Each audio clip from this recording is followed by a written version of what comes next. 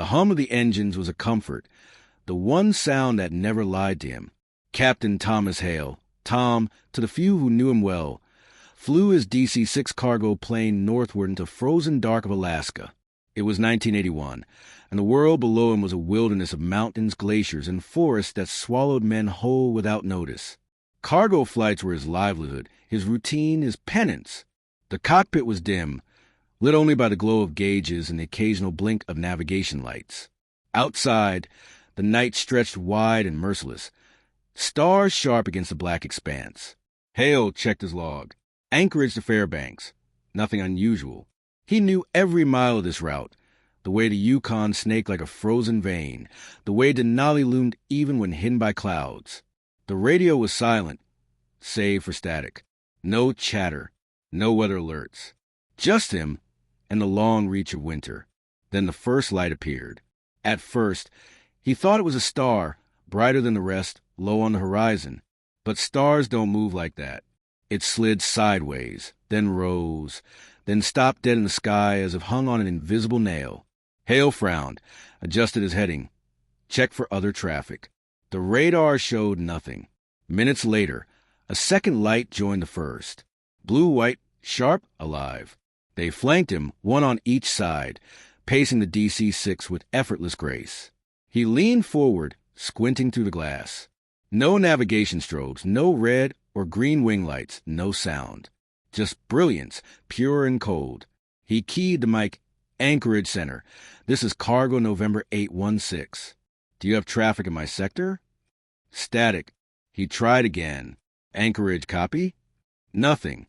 The radio hissed as if the sky itself had decided to stay mute. The lights moved closer.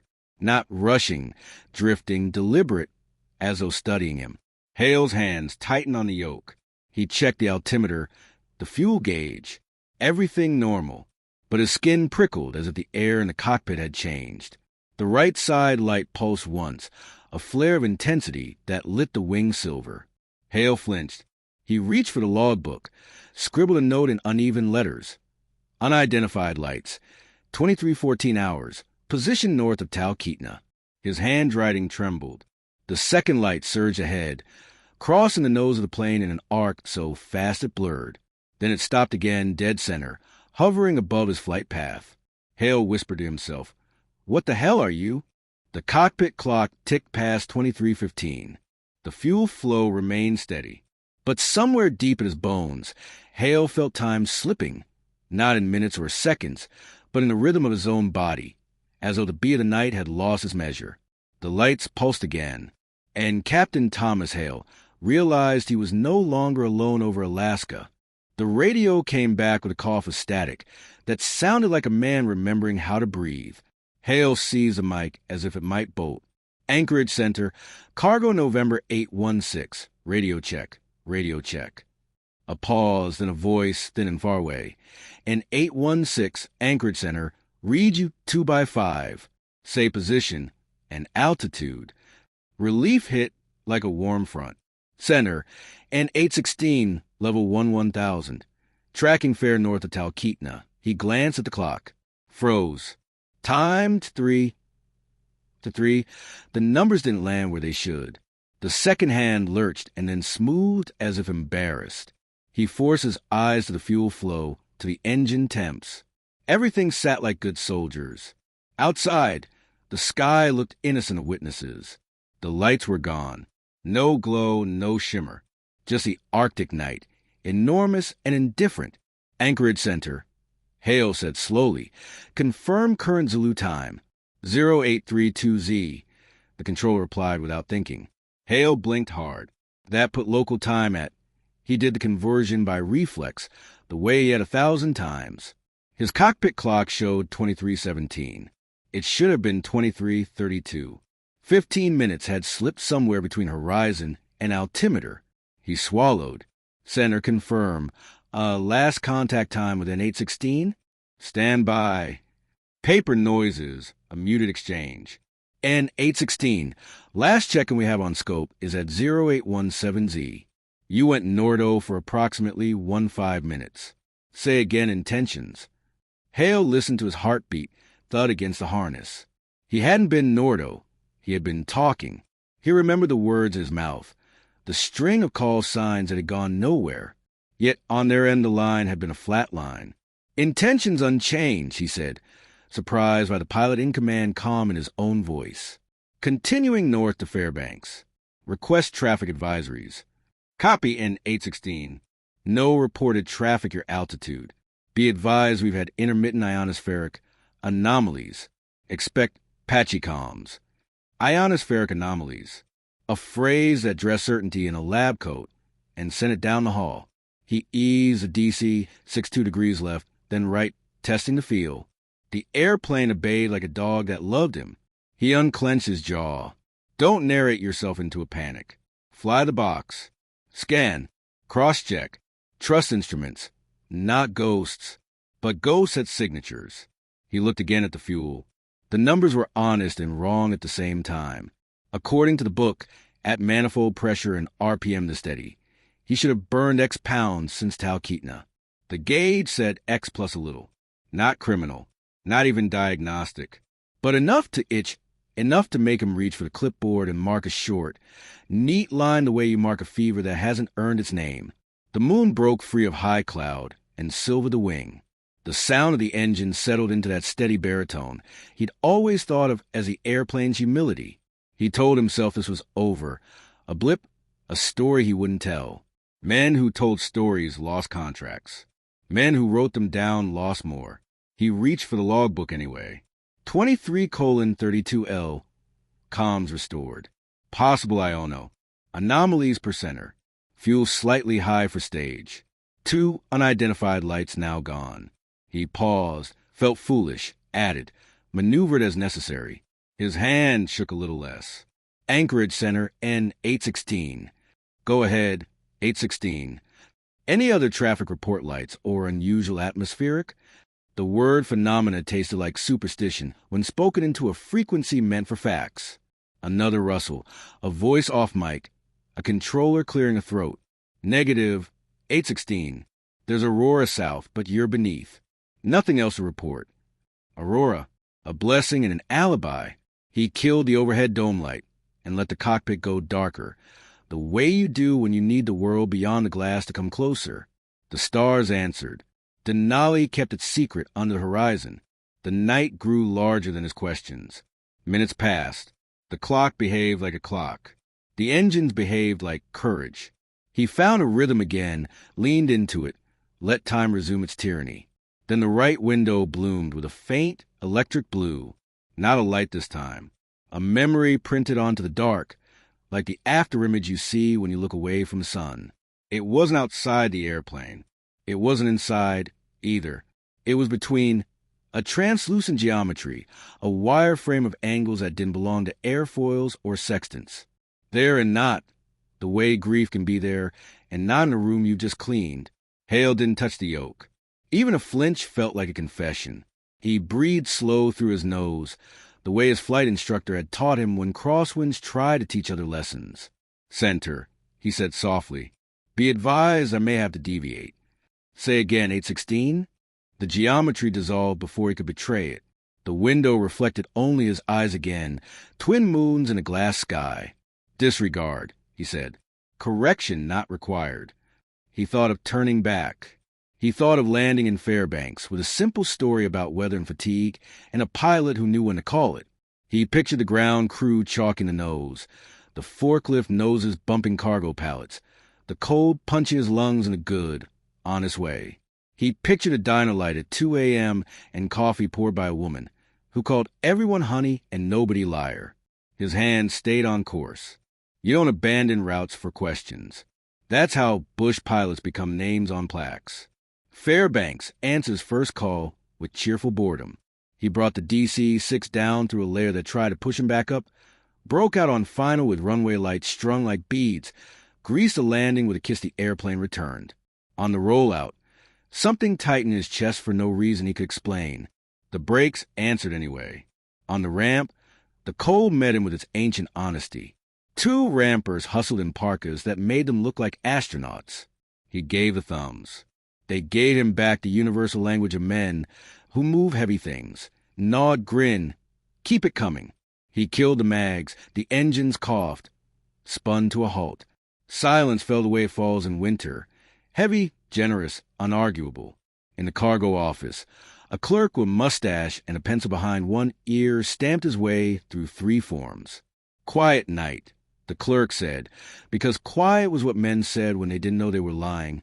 Quiet, Hale agreed. You were off scope, the clerk added, almost as an afterthought. Dispatch said Anchorage went looking for you. You lose comms. For a minute, Hale said. 15, the clerk said, tapping the stamp time as if it could be made to mean less. Happens. Sun's doing weird things again. You know how it is. Hale nodded. He did not know how it was. He knew how men covered holes with rugs. He signed the forms, pocketed the copies, and walked out into air so cold it made decisions for you. The sky above Fairbanks was a darker black than Anchorage's sky, a country that had never discovered compromise. He stood under it longer than a man needed to. His breath turned to ghosts and left him. In the cheap motel off Airport Way, the radiator clanked and hissed and warmed nothing but its own ambition. Hale lay on the bed in his clothes, boots off, listening to the old heater rehearse. The clock on the nightstand said 1:11. He watched it click to 1:12, felt time perform for him with the pride of a dog doing tricks. He closed his eyes and saw the 2 lights pace his ship, saw the wireframe lattice unfurl, saw the cockpit clock hitch, and then pretend it hadn't. He slept badly and well, the way men do after nights when they almost became stories. At breakfast, the waitress poured coffee and called him honey. He loved her for it. He checked his fuel slips against his written numbers. The math was the kind that makes pilots superstitious. Nothing wrong enough to blame, nothing right enough to trust. He wrote monitor in the margin like a promise he intended to keep. Back at the airport, before his return leg, he ran his walk-around slower than he had in years. Hands on metal, eyes on rivets, the ancient ritual that convinces airplanes to keep their bargains. The DC-6 tolerated him with patience. He checked pressure tires, flashed a light into a Wells, ran fingers along de-icer boots as if reading Braille. Nothing. Good nothing. In the cockpit, he pulled the clipboard close. He wrote in a block hand that would stand up in any hearing. Anchor dash FAI leg. Comms lost 15 minutes per anchorage. Pilot time perception mismatch. Fuel consumption +2 to 3% above plan despite steady MP/RPM. Unidentified lights 2. Pacing aircraft, no NAV strobes. Second instance, interior visual geometry transient. No control anomalies observed. Recommendation, file NOTAM? No, monitor. He stared at file NOTAM until it looked like a dare. He drew a single line through it. Not because it was wrong, but because the world punished men who wrote right things in wrong places. The return south began like any other. The engines climbed their ladders. The sky welcomed him back like a bar that knows your drink. The radio crackled with distant voices busy with other lives. He almost talked himself into a day where nothing would happen. 10 minutes north of Nanana, the DC-6 shivered. Not a stall, not turbulence. A brief, almost polite tremor that lived entirely in the bones of the airframe. Hale's hands knew the difference between wind and the absence of it. He took one long breath and set his jaw because you can square a jaw against anything, even math. Anchorage Center, and 816 off Fairbanks southbound. Angels 1-1. Any advisory on unusual activity? Electrical, atmospheric, otherwise. A different controller now. A woman with a voice he trusted because it sounded like a person who had lost things and learned to keep working. And 816, negative on advisories. Ceilings variable along the range. Light chop reported south of Talkeetna. You're looking good. Looking good is what you said to patients on gurneys. Roger, he said and added, because superstition is an instrument. Appreciate you. The sky he loved did its best to be only itself. The Yukon gleamed beyond sight. Clouds shouldered up like mountains and then remembered their place.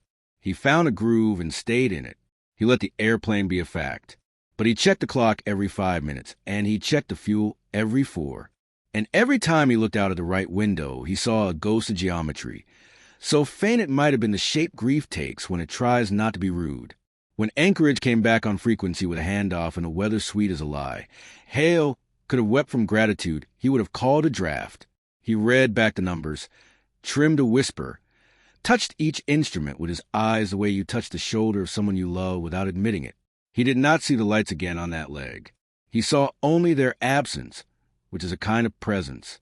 On the approach into Anchorage, the runway lights looked like a row of candles on a cake somebody had forgotten to bake. He flared, kissed asphalt, rolled. On taxi, he let himself believe in explanations men could afford to repeat. At the cargo office, the manager with a tie that had known better days handed him a pink slip that meant call this number or regret it. FAA wants a word. The man said in a voice that tried to be casual and landed on sorry. Now's good. Tom Hale took the slip like a man takes a diagnosis. He dialed from a wall phone that had heard cowardice and courage and couldn't tell the difference. A voice with a badge behind it asked him about comms loss, about fuel, about pilot fatigue and the possibility, the word loaded like a pistol, of visual misperception. Hale answered like a professional and like a liar, which are sometimes the same thing. When he hung up, he realized he left one line uncrossed in his log. File notum. It stared back with the confidence of something that knows it is right and knows it will not be chosen. He put the log away and zipped the bag and walked out into light that belonged to the true north and to nobody at all. Only when he reached his truck and sat with the engine off did he notice the time. The world said 14:06. His watch said 13:51. He set the watch forward with gentleness that surprised him. 15 minutes. Again, he drove home through a city that had learned to be small on purpose. The mountains held court beyond it, old judges who had seen every case.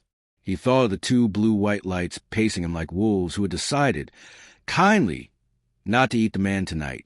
He thought of the geometry printed on glass. He thought of fuel that insisted on burning a little extra when the universe wasn't looking.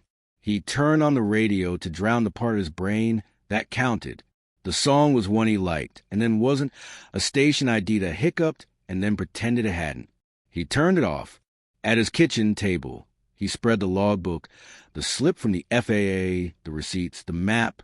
He drew a tiny circle where the first lights had joined him. He drew another where the geometry had appeared. He connected them with a pencil line so faint he could deny it later. Outside, a wind came off the inlet with the smell of salt and iron. Inside, the refrigerator kicked on and then off and then on again in a rhythm that did not belong to appliances. Tom Hale stared at the pencil line until the daylight left the window. When the dark of the room, he picked up the pencil again and, against the better judgment of every man he had ever admired, wrote 2 words in the margin. It started. Anchorage smelled of kerosene and thawing snow. Cargo crews hustled on the ramp, forklift growled, and the DC-6 sat cooling on its wheels like an old dog that had dragged its bones 1 more mile. Hale signed the manifest, shrugged his jacket tighter, and thought about sleep. He didn't make it to the motel. A man in a plane park intercepted him near the operations desk. Captain Hale? The voice was polite, official, too smooth to be a ramp worker. FAA would appreciate a few minutes of your time. The words weren't a request. They led him down a hallway that smelled of paper and stale coffee into a conference room with no windows. Fluorescents hummed overhead. At the table sat 2 men in ties too tight for Alaska and a folder too thin for what they meant to ask. The first man smiled the way dentists do before they drill. Captain Hale, we're reviewing a reported communications lapse on your flight northbound. Routine follow-up. Nothing serious. Hale nodded, settled into the chair. His logbook weighed heavy and his flight bag by his boots. The second man leaned forward, voice sharper.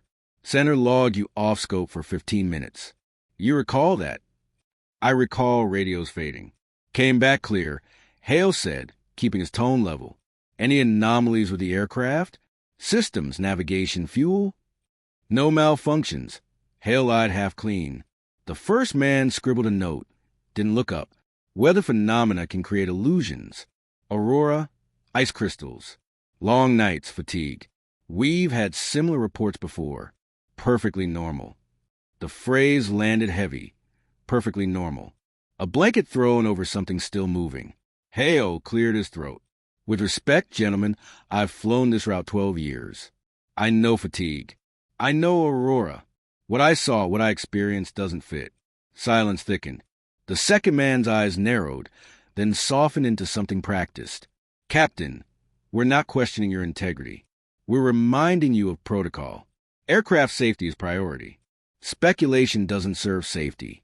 Hale thought of the blue-white lights pacing his wings, of the geometry pressed into his vision. He thought of the cockpit clock skipping like a scratch record. He said nothing. The meeting ended with a handshake that wasn't warm. Thank you for your professionalism, Captain. We'll close this as radio interference. You're clear to continue flying. Dismissed. That was the word hiding under the politeness. Back at his motel, Hale spread his logbook across the desk. His handwriting stared back at him. 2314, unidentified lights. 2332, comms restored. The ink was his, the letters his. But the copy slip staple from dispatch told a different story. The times had been adjusted, shifted 5 minutes forward, neat, tidy, as if the missing quarter hour had been an accounting error. His throat went dry. Someone had already touched the record. He flipped through older pages, scanning for anything he might have missed. The margins were clean. But now he wondered how many times a hand had reached into the story of his flights and sanded away the parts that didn't fit. He sat back, heart pounding. Outside, Anchorage neon blinked against snowdrifts. Inside, his logbook glowed under the lamp like a warning. For the first time, Thomas Hale understood. This wasn't fatigue. This wasn't Aurora. This was a door he had opened, and men were already building walls around it. The next run came 3 nights later. Anchorage to Fairbanks again. Cargo stacked knee in the hold. The same old DC-6 groaning against the cold. Hale told himself it would be routine, the way men tell themselves the ocean won't rise twice on the same beach. He ran his walk-around twice as slow, palms on metal, eyes sharp on rivets. The airplane gave up no secrets. Inside, the gauges glowed steady, the radios alive with chatter. Anchorage Center cleared him north, same altitude, same headings. He eased the throttles forward and let the airplane claw into black sky. For the first hour, nothing, only the hum of engines, the stars sharp as glass, the faint green wash of Aurora far to the east. Hale felt his shoulders unclench.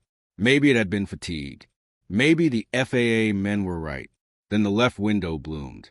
A point of light, blue-white, rising from the horizon with the grace of something rehearsed.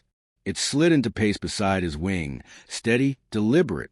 Hale swallowed hard, eyes fixed, hands frozen on the yoke. A second light appeared on the right. Same brightness, same impossible control. They bracketed him, one on each side like escorts. Anchorage Center and 816, Hale said, voice low. Any traffic my altitude? Negative, 816. You're clean. He opened his mouth, then shut it. If he reported lights, he knew the answer. Aurora, fatigue, anomalies. He kept silent. The right-hand light pulsed once, just as before. But this time, the left light answered, pulsing back in rhythm. Then the right responded again, brighter, back and forth, across his wings, as if they were speaking to each other through him. Hale gripped the yoke tighter. Jesus. Then both lights flared together, sudden brilliance flooding the cockpit, blinding. He squinted, heart pounding, until the glow softened. And then he realized the lights were no longer pacing him. They were waiting. They hovered ahead of the DC-6, perfectly aligned, pulling him forward as if daring him to follow. He glanced at his instruments. Altitude steady. Fuel flow normal. But the clock, again the clock, had stuttered. Seconds skipped, the sweep hand jerking like a nervous tick. Hale reached for the logbook, scribbling. Unidentified lights returned, pacing both sides. Now ahead, aligned. Possible pattern, intelligent? The pen shook in his hand. He underlined intelligent twice. The lights pulled farther, then slowed, letting him catch up.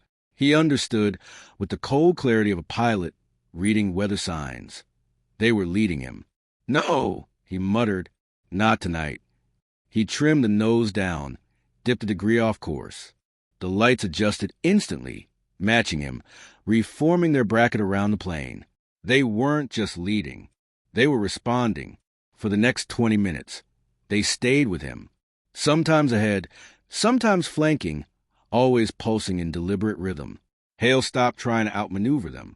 He flew straight, eyes flicking between instruments and glass, waiting for the punchline. And then, without fade, without retreat, they vanished. Gone. The night reclaimed its throne. Only the stars and the hum of engines remained. By the time he reached Fairbanks, his fuel numbers were wrong again. Not dangerously, but undeniably. Burned too much, as if the engines had fed on more than fuel.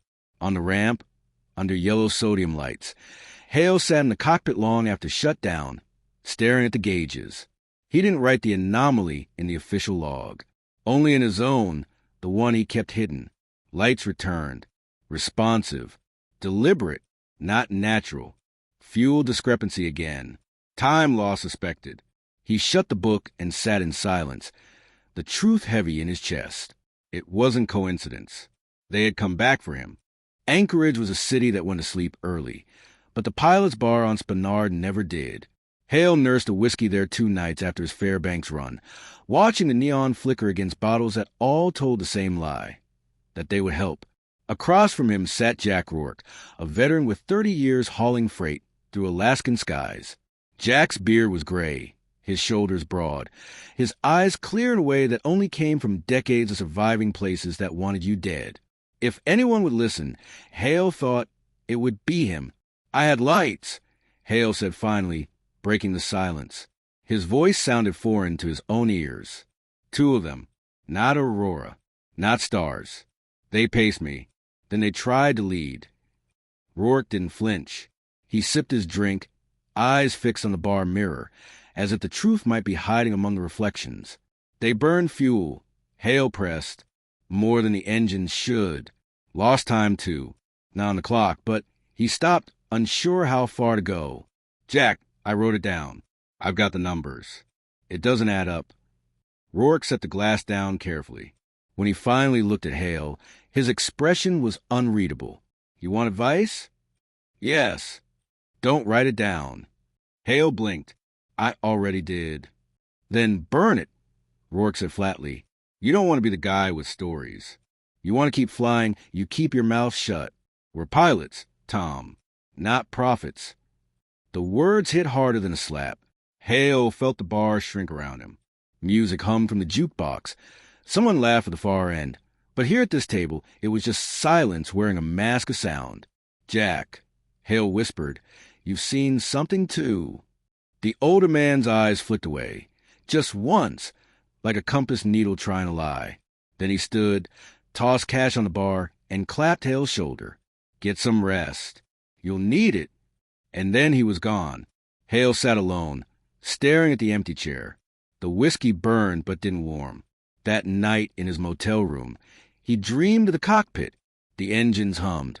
Steady as always, but the gauges spun backward, needles quivering in impossible arcs. The blue-white lights hovered outside, pulsing like heartbeats. In the dream, he reached for the yoke, but his hands passed through it. He woke gasping, drenched in sweat, the hum still in his ears. The alarm clock read 3:14. Then it blinked, skipped, and settled on 3:29. 15 minutes erased. Hale sat up, staring at the numbers glowing green in the dark. His heart pounded. He grabbed the clock, shook it. It hummed back at him, faintly, as if mocking. The next morning, the motel radio crackled with a song, then cut to silence, then returned mid-verse. The fridge clicked on and off in rhythm with his pulse. He felt the world leaning, watching. Back at the airport, he signed out for another run. The dispatcher handed him his slip, eyes a little too neutral, voice a little too smooth. "Anchorage to Nome. You'll be taking the northern corridor." Hale nodded, but his gut turned cold. On the corner of the slip, barely visible under the print, someone had scrawled in pencil, "Monitor fuel closely." No signature, no initials, just a reminder that someone else already knew. The northern corridor to Nome was supposed to be quiet.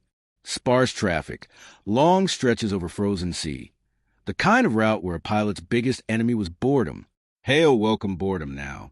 He scanned every dial twice, fingers tapping the clipboard like a nervous drummer. The penciled words from the dispatch slip burned in his head. Monitor fuel closely. For the first hour, everything behaved. The DC-6 climbed steady. The radio's alive with anchorage handoffs. Hale checked the clock every 5 minutes, cross-checking against his wristwatch, against the fuel burn, against the rhythm of his own breath. All aligned. Normal. At 23:08 local, the right side horizon bloomed. The first light rose, blue-white, sharp as ever. Moments later, the second joined on his left. Hale's hands tightened on the yoke. "Not tonight," he whispered, but the lights paid no mind. Then came the third. It appeared above, not ahead or beside, directly overhead, brighter, larger, as though the first two were reflections of this one. The cockpit filled with glow, casting hard shadows across the panel. Hale shielded his eyes, heart pounding. The airplane shivered. Not turbulence. Something deeper, a vibration that lived in the skin of the fuselage, in the bones of the man flying it. The gauges flickered. The compass needle trembled. Hale forced his voice steady. "Anchorage Center, N816. Do you have me on radar?" A pause, and "Affirmative, 816. You're on course. Altitude steady. Everything looks normal." Normal. The word grated. He stared at the overhead light. Impossibly still, impossibly near. His clock ticked forward. 23:09. 23:10. And then lurched to 23:25. 15 minutes, swallowed whole. He checked fuel. Burn higher than projected. Again. He scribbled on the logbook. 3 lights. Overhead dominant. Airframe vibration. Time loss. 15 min fuel plus 4%. The pencil broke under his grip. The lights pulsed once together, then blinked out. Darkness returned, leaving Hale's eyes burning from the afterimage. The hum of the engines filled the void, loyal, steady, pretending nothing had happened. By the time Nome's runway lights appeared, his hands ached from gripping controls. He landed smooth, taxied in, engines coughing into silence. Inside the operations shack, a controller in a parka handed him the arrival slip. Hale glanced at the times. His log showed touchdown at 1:42. The slip said 1:27. "Check that again," Hale said. The controller looked up, brow furrowed. "That's what tower logged. You landed at 27 past." Hale stared at the slip, throat dry. 15 minutes. Erase again. But this time, official paper said it had never happened. He folded the slip, tucked it into his jacket, and left without another word.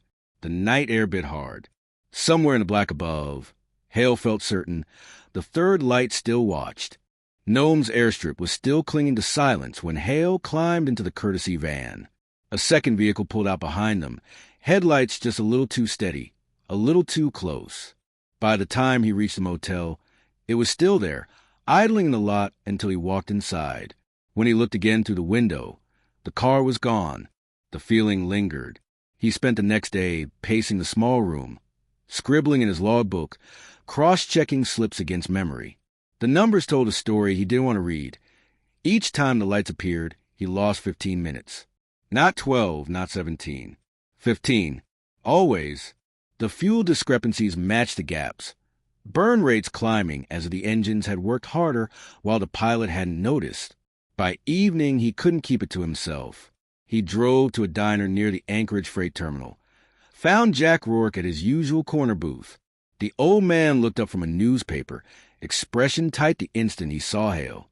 "I need to talk," Hale said, sliding in across from him. "No, you don't," Rourke answered, folding the paper. "Not here. Not anywhere." "They're back," Hale pressed. "2 on the wings, 1 overhead this time. It's always the same. 15 minutes gone. Fuel off. Clock's lying to me. You've seen it too. I can tell." Rourke's jaw tightened. He sipped his coffee, eyes fixed on a window where snow blew sideways under the street lamp. "You think you're the first?" You think you're special? Every few years, someone comes in from a run with stories. Some burn their logs. Some drink till they stop caring. A few talk too loud and wind up grounded. Grounded for telling the truth? Grounded for not knowing when to shut up. Rourke leaned closer, voice dropping. They don't want pilots talking about lights. They want freight moved and logs neat. You push, you'll lose your ticket or worse. Hale stared, anger and fear wrestling in his chest. So you saw them? Rourke didn't answer. He tossed cash on the table, stood, and walked out without looking back. Hale sat there, hands shaking around a cup gone cold. He opened his log again, drew the pattern out on a napkin. 23:14 lights appear. 23:29, 15 minutes gone. Fuel higher each time. The numbers lined up like coordinates. Not random. Deliberate. Back at his motel, he shut off the lights and sat by the window, notebook open on his lap. The clock ticked steady. The refrigerator hummed. For a moment, the world was normal. Then the lamp flickered once. Exactly once.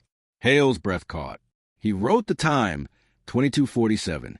If the pattern held, 15 minutes from now the world would skip again. And if that was true, then whatever the lights were, they weren't just following him. They were measuring him. Hale told himself he wouldn't look for them, but his eyes betrayed him the moment the DC-6 cleared the climb over Cook Inlet. The night was sharp and clear, stars wheeling above the frozen sprawl. He logged every leg, every burn, every minute since the first encounter, and tonight he meant to test a pattern. At 22:15 local, he spoke into the recorder clipped to the panel. N816 northbound, commencing personal log. If the lights appear, I'll alter course. If they don't, I'll sleep easier. His voice sounded like a stranger's. For 30 minutes, nothing, just a faithful hum of 4 engines. He almost believed the sky had decided to forget him. Then at 22:47, the same minute as before, the right horizon bloomed. One light, then a second on the left. The cockpit filled with their glow. Hale's pulse quickened. He banked 10 degrees starboard, deliberately breaking the route. The right-hand light shifted instantly, holding pace. The left slid across the nose, reforming on his wing. They weren't just following, they were herding. The recorder captured his voice, low and steady, lights adjusting to deviation. Responsive, pattern confirmed. At 23:02, he stared at the clock, waiting for the inevitable skip. But this time, the sweep hand didn't lurch forward. It faltered, then rolled backward 3 seconds before resuming. Hale's stomach clenched. Clock reversed, he said into the mic. Not lost this time. Retraction. He checked fuel, already higher than projected. Then the shiver came. The fuselage vibrated, not from turbulence, but from something around the airplane, like invisible hands pressing against aluminum skin. For 5 long seconds, Hale felt the aircraft wasn't flying through air, but inside something else. A field, a cage, a lab. And then it passed. The lights blinked out together. Darkness returned, too complete, as if nothing had happened. He flew the rest of the leg in silence, every nerve raw. On the ramp at Fairbanks, another cargo pilot, Charlie Monroe, leaned against his own aircraft smoking a cigarette. His face was pale under the sodium lamps. "Tom," Charlie muttered, eyes darting. "You see anything out there tonight? Lights? Weird stuff on the gauges." Hale froze. "Yes," he said carefully. Charlie nodded quick, almost grateful. "Thought I was losing it. Had a pair pacing me over Nanana. Never seen anything move like that. Didn't file it. Don't intend to." Before Hale could answer, 2 uniformed men in dark parkas walked up, clipboards in hand. They greeted Charlie by name, asked about his cargo, his log, his radio. Charlie's shoulders stiffened. He shot Hale a warning glance. "Don't." Within minutes, the men led Charlie inside, their questions wrapped in polite tones. Hale watched them go, heart sinking. He realized that the truth was worse than solitude. He wasn't the only one seeing the lights. He was just the one stubborn enough to keep writing it down. They called it a review, but the room felt like a tribunal. A windowless office at Merrill Field, For men in suits, one in uniform. Hale sat at the end of the table with his logbook closed in front of him like a guilty man clutching a Bible. The FAA rep cleared his throat. Captain Hale, you've logged several anomalies over recent flights. Comms outages, fuel discrepancies, unidentified lights. We appreciate your diligence, but such reports create complications. Hale kept his face neutral. Complications don't make them less real. The uniformed officer leaned forward, silver oak leaves on his shoulders. We've reviewed radar. We've reviewed ATC logs. No corroboration. What you saw were atmospheric effects, aurora reflection, pilot fatigue. Perfectly explainable. Explainable? Hale's voice cracked sharper than he intended. My cockpit clock lost 15 minutes. Twice. One night it went backwards. Engines burning more fuel than they should. That's not aurora. The officer's gaze hardened. You're not the first pilot to claim such things. Others learned that insisting doesn't serve them, or their careers. The words chilled the room. One of the suits coughed into his fist, then shuffled papers. Let's be clear, Captain. We're not questioning your integrity. But if you continue to log unverified phenomena, the FAA may require a medical review. We'd all prefer to avoid that. Hale understood. Medical review was a polite path to grounding. He sat back, jaw clenched, and said nothing. The meeting ended with handshakes that weren't handshakes. When he stepped into the daylight outside, Anchorage felt smaller, as if the walls of the sky itself were pressing in. That night, he flew again. Southbound leg, clear skies, stars bright. But even before the lights appeared, he felt them, like a pressure in his chest, a static in the air. The DC-6 hummed beneath him, but Hale's skin prickled as though another frequency was playing beneath the Engin song. At 2246, the horizon answered. One blue-white light, then another. They slid into place like dancers, hitting their marks. Hale didn't bother calling center. He knew what they'd say. But something was different. The fear was still there, yes, but threaded through it was something else, something that made his pulse quicken for reasons beyond dread. A sense that the lights weren't just intruders. They were waiting. He steadied the yoke, whispering into the recorder. They're back, but it feels different tonight. Not just following, watching, expecting. The left-hand light pulsed once. Hale's breath caught. It wasn't random. It was deliberate. And for the first time, he wondered if the real question wasn't what they were, but what they wanted from him. Hale arrived at the hangar with a new resolve. If they want to call him unreliable, he'd bury them in data. He slipped a pocket stopwatch into his jacket, set a kitchen timer on the glare shield, and carried a small cassette recorder with fresh batteries. If the DC-6 clocks wanted to lie, he'd make sure something in that cockpit told the truth. The night was crisp, sky clean, air sharp enough to cut. He rolled out, lifted off, and leveled at 11,000.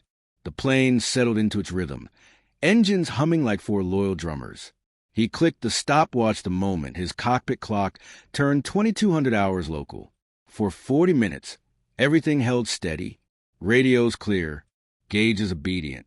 The stopwatch ticked faithfully in his palm, its second hand carving honor circles. Then, at 2247, the first light appeared. The second followed, then the third overhead, brighter than the others. Hale's heart thudded, but he kept his voice calm for the recorder. Lights on both wings and overhead. Stopwatch running. Panel clock steady. The airframe vibrated. The gauges flickered. He stared at the cockpit clock. 22:52. 22:53. Then suddenly 23:07. 15 minutes gone. Again. But the stopwatch in his hand read 52 minutes. No jump. No loss. It ticked forward like time itself had obeyed only him. His breath caught. Panel time skipped. Stopwatch continuous. They're splitting it. Two versions of time in the same cockpit. The kitchen timer shrilled, jarring, exactly where it should be. Only the airplane's own instruments had betrayed him. The lights pulsed together, once, twice, in rhythm. Hale whispered hoarsely, "You know I'm watching. You know." Then they vanished, leaving him shaking, the stopwatch hot in his palm. Fairbanks Tower, cleared him in with no anomalies. He landed smooth, taxied the ramp. But when he stepped inside the operations office, his logbook wasn't where he'd left it. The dispatcher handed him a clipboard. "Already filed for you, Captain. Appreciate the efficiency." Hale blinked. "Filed? Fuel times all neat and tidy.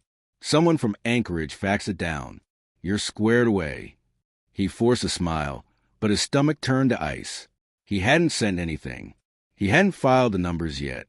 When he checked later, the report was spotless. No comms loss, no fuel discrepancy, no missing minutes. Officially, nothing had happened. Hale sat in the motel that night, stopwatch and logbook in front of him, recorder still hissing on the desk. His notes proved the truth. The official slip erased it. The lights weren't his only watchers. Men on the ground were already rewriting his nights. The motel room was silent except for the radiator's uneven clanking and the faint hiss of Hale's cassette recorder perched on the nightstand. He sat hunched forward, elbows on knees, thumb trembling against the rewind button. This was the tape, the one he had made in the cockpit, speaking deliberately into the mic as the lights bracketed him. He had documented everything. The sudden time loss, the impossible fuel discrepancies, the cockpit clock flickering like a nervous pulse. He pressed play.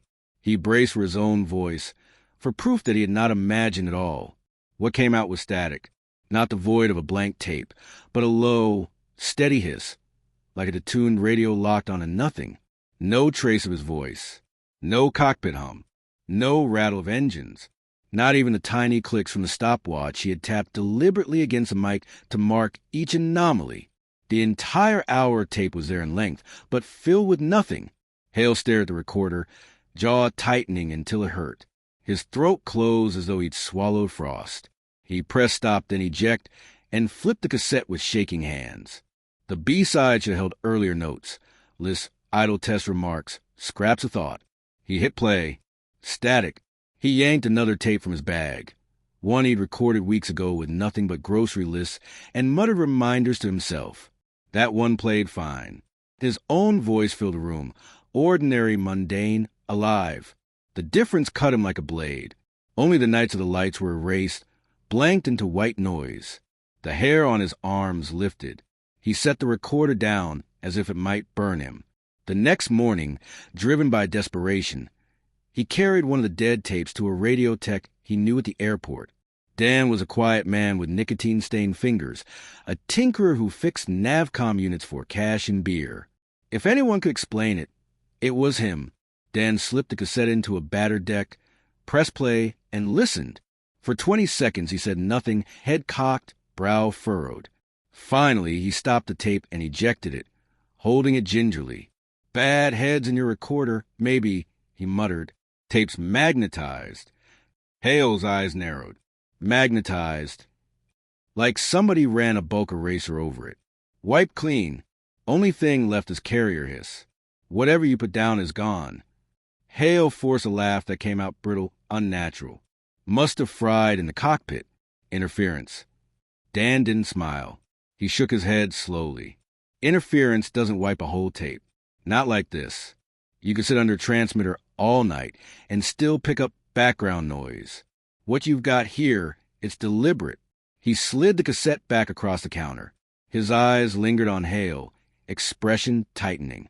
Whatever happened out there, you didn't want this one played anyway. Hale pocketed the tape, thanked it with a voice that sounded borrowed, and left before Dan could ask more questions. Back in his motel room, Hale spread his meager arsenal of evidence across the bedspread like relics laid for judgment. The stopwatch, its chrome worn smooth.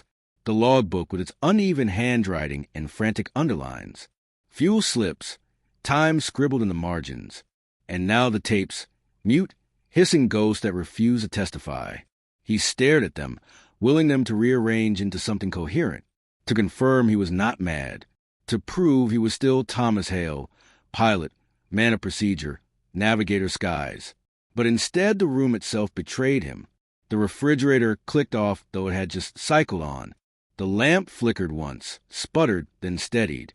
His wristwatch ticked forward, not 1 second, but 3, in a single jump. He froze. The silence deepened, pressing against him. Inside his skull, a pressure built low and insistent. Not pain, something heavier, like an idea forcing itself into being, shaping his thoughts into lines that didn't belong to him. His mouth went dry. He whispered aloud, just to prove he still had a voice of his own. "You're in me." The words hung in the stale motel air, unanswered. No echo, no reply, only the faint buzz of the lamp, the tick of the clock, and the steady hiss of the recorder. Though no tape spun inside, Hale squeezed his eyes shut. And there was again, immediate and absolute, the lattice, not memory, not dream. Geometry burned into the film of his mind, glowing behind his eyelids with cold brilliance. Lines intersected, planes shifted, angles slid across one another, forming a structure both alien and intimate, familiar, as if it had been waiting in him all along. He opened his eyes to darkness. The lamp had gone out completely. The refrigerator stayed silent. Even the clock's second hand seemed to hesitate, caught between ticks. Hale sat in the stillness, chest heaving, every nerve aware of the absence. And in that silence, realization struck colder than the Alaskan night. The phenomenon no longer needed wings or engines or altitude. It no longer needed the DC-6, the cockpit, or the stars. It had crossed into him. It had found another vessel. It had found Thomas Hale. Hale forced himself back into the rhythm of work. He tried to bury himself in it the way a wounded man presses his hand over the cut, pretending pressure will stop the bleeding. Routes were filed, cargo weighed and strapped, engines primed. He moved through the rituals as if nothing had shifted, as if the routines could still protect him. The DC-6 waited faithful as always, her props clawing the winter air like she trusted him, like she didn't know her master was already half borrowed by something else. If he could just keep flying, he told himself, maybe the lights would lose interest. Maybe the pressure in his skull would ease, the hum in his bones dim back into silence. But anchorage no longer felt like anchorage. The base was familiar, the ramps dusted with frost, the smell of fuel sharp in the air, the grumble of engines at idle. But the people were different. Men on the ramp glanced at him too long, their eyes snapping away as soon as his gaze met theirs. Dispatcher spoke his name with careful emphasis, like each syllable might crack open something better left sealed. Even the younger pilots, men who once pestered him with questions about weather tricks, mountain passes, shortcuts through storms, now avoided his eyes. Their laughter dulled when he entered a room. Conversations shifted mid-sentence, the air thick with words unsaid. He had become the man with the story. Not the hero, not the cautionary tale, just a ghost, still walking among them, too visible to ignore and too dangerous to acknowledge. That night, climbing northbound into clean air, Hale watched the stars sharpen above him. The sky was so clear he could have read by starlight alone. His stopwatch ticked steady in his pocket, a blade slicing the seconds closer to the hour he dreaded. At 22:50, he saw them, two faint points flickering far ahead.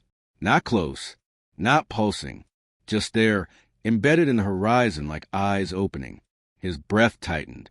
His grip on the yoke slicked with sweat. He waited for the slide of lights drawing into formation beside his wings, for the vibration to tremble through the fuselage, for the impossible geometry to etch itself across the cockpit glass. But the lights did not move. They stayed distant, watching, testing. He forced his hand to the recorder, voice low, ragged.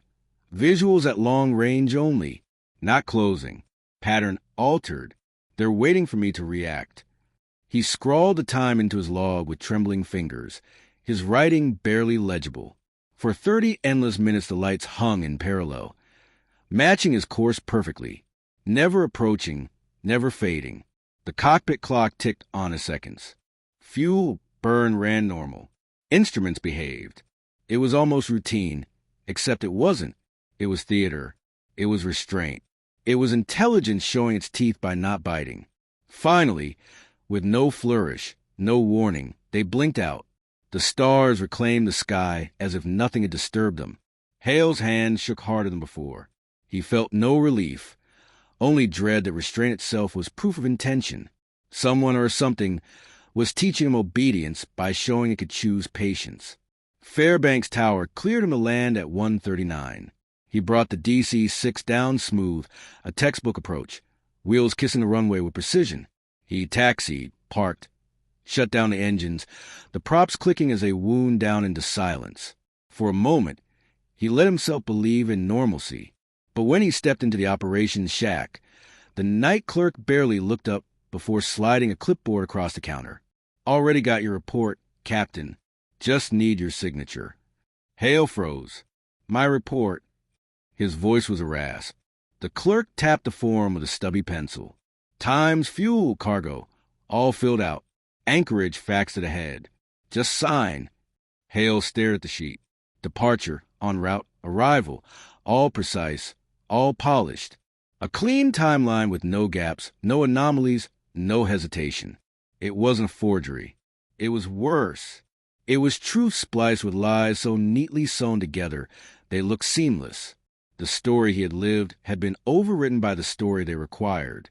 His own logbook in his flight bag carried the other account, the messy one, smudged with sweat, words underlined with desperation. 15 minutes lost, intelligent lights, visual pacing.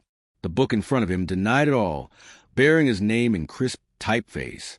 He wanted to scream, to throw the paper back across the counter, to demand someone admit the theft of reality. Instead, his hand lifted. The pen weighed heavy, unnatural, like it had already been placed there for him. He signed anyway. The motion was mechanical. The moment he finished, he knew the victory wasn't theirs alone. It was also the lights. Back in his motel room, the radiator hissing faintly, Hale laid both books side by side on the bedspread. One messy, margins filled with words like intelligent and 15 minutes. The other, crisp, unblemished, where nothing unusual had ever happened. Two parallel realities, both bearing his name. He stared at them until dawn, exhaustion hollowing him, unable to decide which was more dangerous. The messy truth that no one would believe, or the neat lie already carrying his signature. And as the sun bled pale across Anchorage, Hale realized the lights didn't need to silence him in the cockpit anymore. They had already learned how to write his story on the ground. The first blackout came in daylight. That alone was enough to undo him. Until then, the missing time had always belonged to the night, to the cockpit, to the silence between engine droning and stopwatch ticks. But this was different. This was ordinary. Hale sat in the cafeteria at Merrifield, a simple tray in front of him, the kind every pilot knew by heart. Half a sandwich on white bread, a slice already torn ragged by his teeth, coffee cooling beside it in a chipped ceramic mug. He blinked. An ordinary blink, no longer than the span of breath, and the world shifted. The sandwich was gone. The mug stood half-drained, ringed by stains that hadn't been there. The wall clock above the serving counter ticked a clean 30 minutes ahead. Laughter carried across the room. Men in uniform still trading weather reports and flight plans, forks clinking against plates. For them, time had flowed steady, unbroken. For Hale, it had been stolen. His body jolted with panic. He shoved the chair back, so hard it screeched across linoleum, drawing glances. The sandwich should still be in his hand, but crumbs dusted his lap, like evidence from another life. He staggered outside into the brittle cold air, gripping the railing until his knuckles blanched, as if the earth itself might tilt away and throw him loose. He fumbled at his wristwatch, pulse racing. The hands agreed with the wall clock inside. Only his memory betrayed him, fractured and incomplete. That afternoon he walked into the operations office, logbook clutched beneath his arm like a weapon, a lifeline. The office smelled of cigarette smoke and floor wax, paperwork stacked in stiff piles. Behind the desk sat Kavanaugh, the supervisor, a pale man with thinning hair and an expression already tired of whatever storm Hale was about to bring. "My reports are being changed," Hale said flatly without preamble. He dropped the logbook onto the desk with a thud that startled even him. Times altered, fuel numbers cleaned. "You know it. I want to know why." Kavanaugh's thin smile never reached his eyes. His tone was oil poured over water. "Captain Hale, I think you're under strain. Long hours. Winter routes. The FAA has procedures for this sort of fatigue. Fatigue doesn't change paperwork." Hale snapped, leaning across the desk, voice sharp. Fatigue changed his perception. Kavanaugh corrected smoothly, his words precise, rehearsed. His hand rested almost casually on a folder already lying open, initials stamped and read across its cover. Medical review, pending. The letters seemed to glow, bleeding into Hale's vision. We hate to ground a good pilot, Kavanaugh continued. But if irregularities continue, he didn't finish. He didn't need to. The silence pressed heavier than any words. The meaning was clear.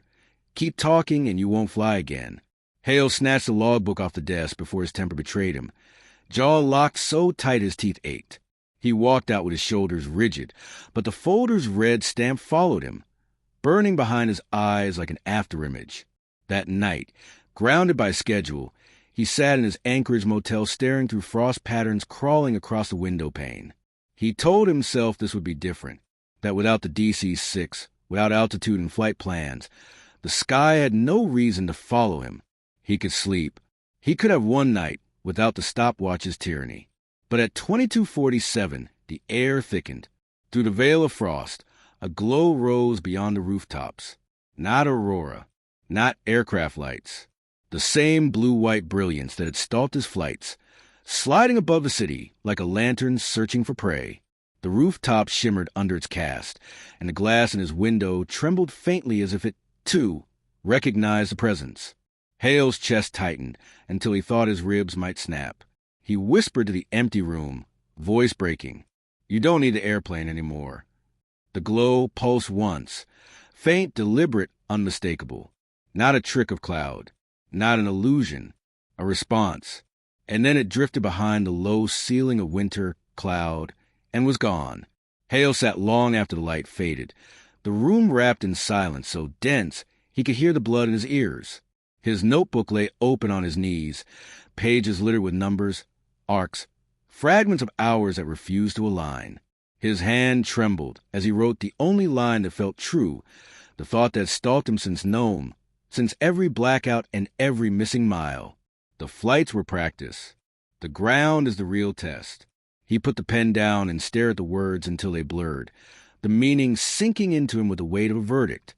Because if the sky had been rehearsal, then Earth itself was the stage. And Hale knew, with a terror colder than any altitude, that the performance had already begun. Hale bought a camera from a pawn shop off 4th Avenue, the kind hunters used to photograph moose from the roadside or capture bears nosing through garbage cans at night. It was cheap, scratched, its strap smelling faintly of smoke. The clerk told him it worked fine, mostly, and Hale paid in cash, not wanting a name on a receipt. He carried in his flight bag, tucked carefully between his folded charts, thermos, and a battered copy of Aeronautical Information Manual. It was supposed to be just another tool. The next time the lights appeared, he was ready.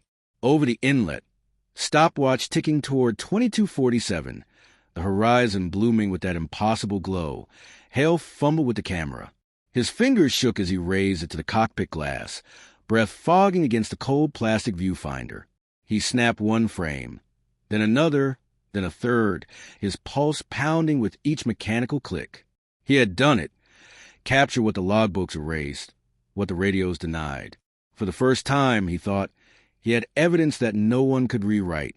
The following day, he dropped the roll at a small shop downtown. The clerk, a young man with ink-stained fingers, gave him a claim stub and told him to come back after lunch. Hale paced 4th Avenue for hours, smoking cigarettes down to the filter, imagining headlines, imagining vindication. When he returned, the clerk handed him the envelope without meeting his eyes. Every frame was blank, not dark, not overexposed, blank. White rectangles where stars should have been, where wings should have stretched into darkness. The clerk frowned, muttering about light leaks or bad stock, flipping the negatives against the light box with a puzzled shake of his head. But Hale knew better. He had seen the glow with his own eyes, felt the pulse in his chest.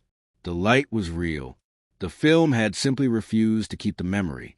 He tried again with his pocket recorder. He set it carefully on the nightstand in his motel room, microphone aimed toward the window where the faint shimmer sometimes rose above Anchorage. That night, the hum filled the air, steady as a heartbeat, pressing so hard against his bones that his teeth ached. He listened, certain the tape was catching it. The pulse, the vibration, the resonance no aircraft should ever make. The next morning, he rewound the cassette and pressed play. Silence. Not even static. Just absence. As if the sound had never existed at all. As if the recorder itself had refused to acknowledge the phenomenon. Had skipped reality the way his memories sometimes did. He began charting sightings in his notebook, more obsessively than before. Always between 2245 and 2300 hours. Precise enough to set a watch by. Always pacing his northbound routes, escorting him like sentinels. Sometimes they hovered above the inlet, sometimes far over flats, but always disappearing before midnight, never a minute later. He laid out a map on the motel desk, drawing lines across Anchorage, Nome, Fairbanks, the Yukon, connecting positions, plotting arcs. At first they looked like flight corridors, like the paths of ordinary traffic. But the longer he traced, the clearer it became. They weren't random, weren't meteorological. They didn't match jet streams, weather fronts, or civil air routes. They matched something else. Something he couldn't name, but felt in his marrow, an architecture too vast for paper to contain. The lines curved across his map like constellations, incomplete but deliberate. And when he looked at them too long, his vision swam, the arcs seeming to shimmer, to pulse, as if the geometry itself were staring back at him.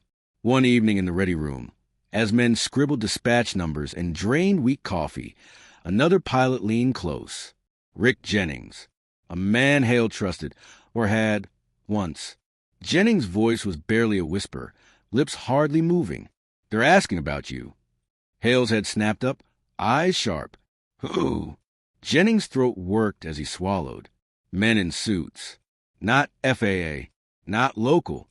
They came by dispatch asking where you stay, who you talk to, told us to report any unusual behavior. He hesitated, glancing around the room, then added with grim weight, "Tom, they don't want your logs. They want you." Hale felt his skin prickle cold, sweat rising despite the chill of the ready room. His voice cracked. "You told them anything?" Jennings shook his head quickly, too quickly. "No, but others might. Watch yourself." He straightened abruptly, forced a casual tone into his farewell, and walked away before Hale could respond. The distance his stride felt permanent, as though some invisible line had been crossed and Jennings could never step back again. That night, Hale sat alone in his motel room. Curtains drawn, locks checked twice, chair wedged beneath the doorknob.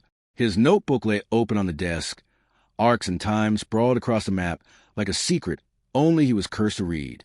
The evidence that film refused to keep, that tape refused to hold, glowed in ink alone. He stared at the circles tightening, the lines bending inward. The pattern wasn't distant anymore. It was closing. Phenomenon above, watchers below, and him caught immovable in the middle. His pen trembled as he scrawled a thought that had been gnawing at him since Nome, a truth he had tried to deny, a truth now undeniable. This is an observation. It's selection. He set the pen down, chest heavy, and realized with chill that even the act of writing those words might not belong to him anymore. The blackouts grew teeth. What had once been fleeting lapses, 10, maybe 15 minutes lost, swelled into vast absences. Now Hale would wake to find whole stretches of his life gone, replaced by fragments stitched together like a film reel spliced by an unsteady hand. He would be sitting at his motel desk, pen poised over the logbook, the second hand of his stopwatch ticking clean and steady. Then the world would lurch. The desk dissolved. The pen slipped from his grip, and the room melted into a blur of pale radiance. In the next instant, he'd be standing by the window, heart hammering, sweat clinging to his skin, the clock 30 minutes ahead. His body had moved, his position had changed, but he had no memory of crossing the space in between. And within those voids came flashes, not dreams, not hallucinations, slices of somewhere else, a corridor lined in silver light, endless, too bright to belong to any base or hangar he knew. The echo of his own footsteps ricocheted against walls he hadn't walked. The hollow clang of metal under his boots, metal too vast, too alive, vibrating like the hull of a ship 1,000 times larger than any airframe built by men. Sometimes, Worst of all, there were voices. Not language, never words, but tones. Long, resonant chords that vibrated to the marrow of his bones, shaking him down to the roots of his teeth. Each tone left him gasping, as though he had surfaced too quickly from a deep dive, lungs clawing for breath. When he touched his chest afterward, he swore he could still feel them humming there, a tuning fork buried beneath his ribs. Desperate for someone outside the machine, Hale hunted for a lifeline. The phone book in his motel room was thin, pages yellowed at the edges, but he found a number for the Daily News city desk. A journalist would listen, he told himself. A reporter was paid to believe in facts. He slipped into a payphone near the airfield, quarters sweating in his palm, hand cupped tight over the receiver, as if even the cold glass of the booth had ears. "My name's Captain Thomas Hale," he said, voice low but urgent. "I'm a pilot. I've seen, experienced something in flight. Lights, time loss, fuel anomalies. I have logs, notes, corroboration. You need to hear this." On the other end, the editor's voice was flat, distracted, almost bored. "We don't cover UFOs, Captain. Policy." "I didn't say UFO," Hale snapped, his voice cracking. "I said time loss. I said fuel numbers that don't add up. This is real." A pause stretched, long enough that Hale thought the line had died. Then the man spoke again, softer this time, carrying weight. "Sir, I've already had 3 calls about you this week, from men who don't sound like pilots. If they wanted your story out, it would already be on the front page. If it's not there, it's because somebody doesn't want it there. My advice?" His voice dropped to a whisper. "Forget the whole thing." The line clicked dead. Hale stayed in the booth, hand pressed white-knuckled against the glass, listening to the dial tone drone until it became indistinguishable from a hum in his bones. That night, the presence did not wait for him in the cockpit. It came indoors. He woke at 2246 with the sharp tang of ozone stinging his nostrils, the taste metallic on his tongue. The lamp beside his bed flickered erratically, its bulb whining like it might burst. His recorder hissed faintly from the desk, though no tape spun inside. On the far corner, his stopwatch ticked forward, then backward, then forward again, caught in a rhythm that had nothing to do with time. Hale sat upright, chest heaving. The air itself had thickened, pressing close around him like the weight of water. The walls bent at the edges, warping, as if the motel room was only a skin stretched over something vaster and truer. Blue-white glow leaked at the corners, faint at first, then bright enough to throw warped shadows across the ceiling. His logbook lay open on the desk, though he had left it closed. Its pages fluttered as if caught in a phantom draft. He stumbled closer, throat dry, and froze. Across the margin, glowing faintly, words had appeared that weren't his. "You're not alone." The letters shimmered like they had been written with heat, branded into the paper rather than inked. Hale recoiled, slamming the book shut so hard the desk rattled. His pulse hammered in his ears. When he forced himself to open it again, the page was blank. Only the faint smell of scorched paper lingered in the air. His knees buckled, and he pressed his palms against his face, whispering into the charged silence. "What do you want from me?" The room answered with silence, so deep it felt like a presence of its own. Silence alive, silence listening. And in that silence, Hale understood what he had tried so hard to resist. The lights were no longer content with pacing his wings in the night sky. They had crossed the threshold. The next airframe they intended to inhabit was him. The memo came folded inside his dispatch slip, tucked neatly between weight and balance numbers and a line of weather codes. No signature, no header, just a single, unyielding line hammered out on an old typewriter. All anomalous observations are to remain off official record. Failure to comply will result in review.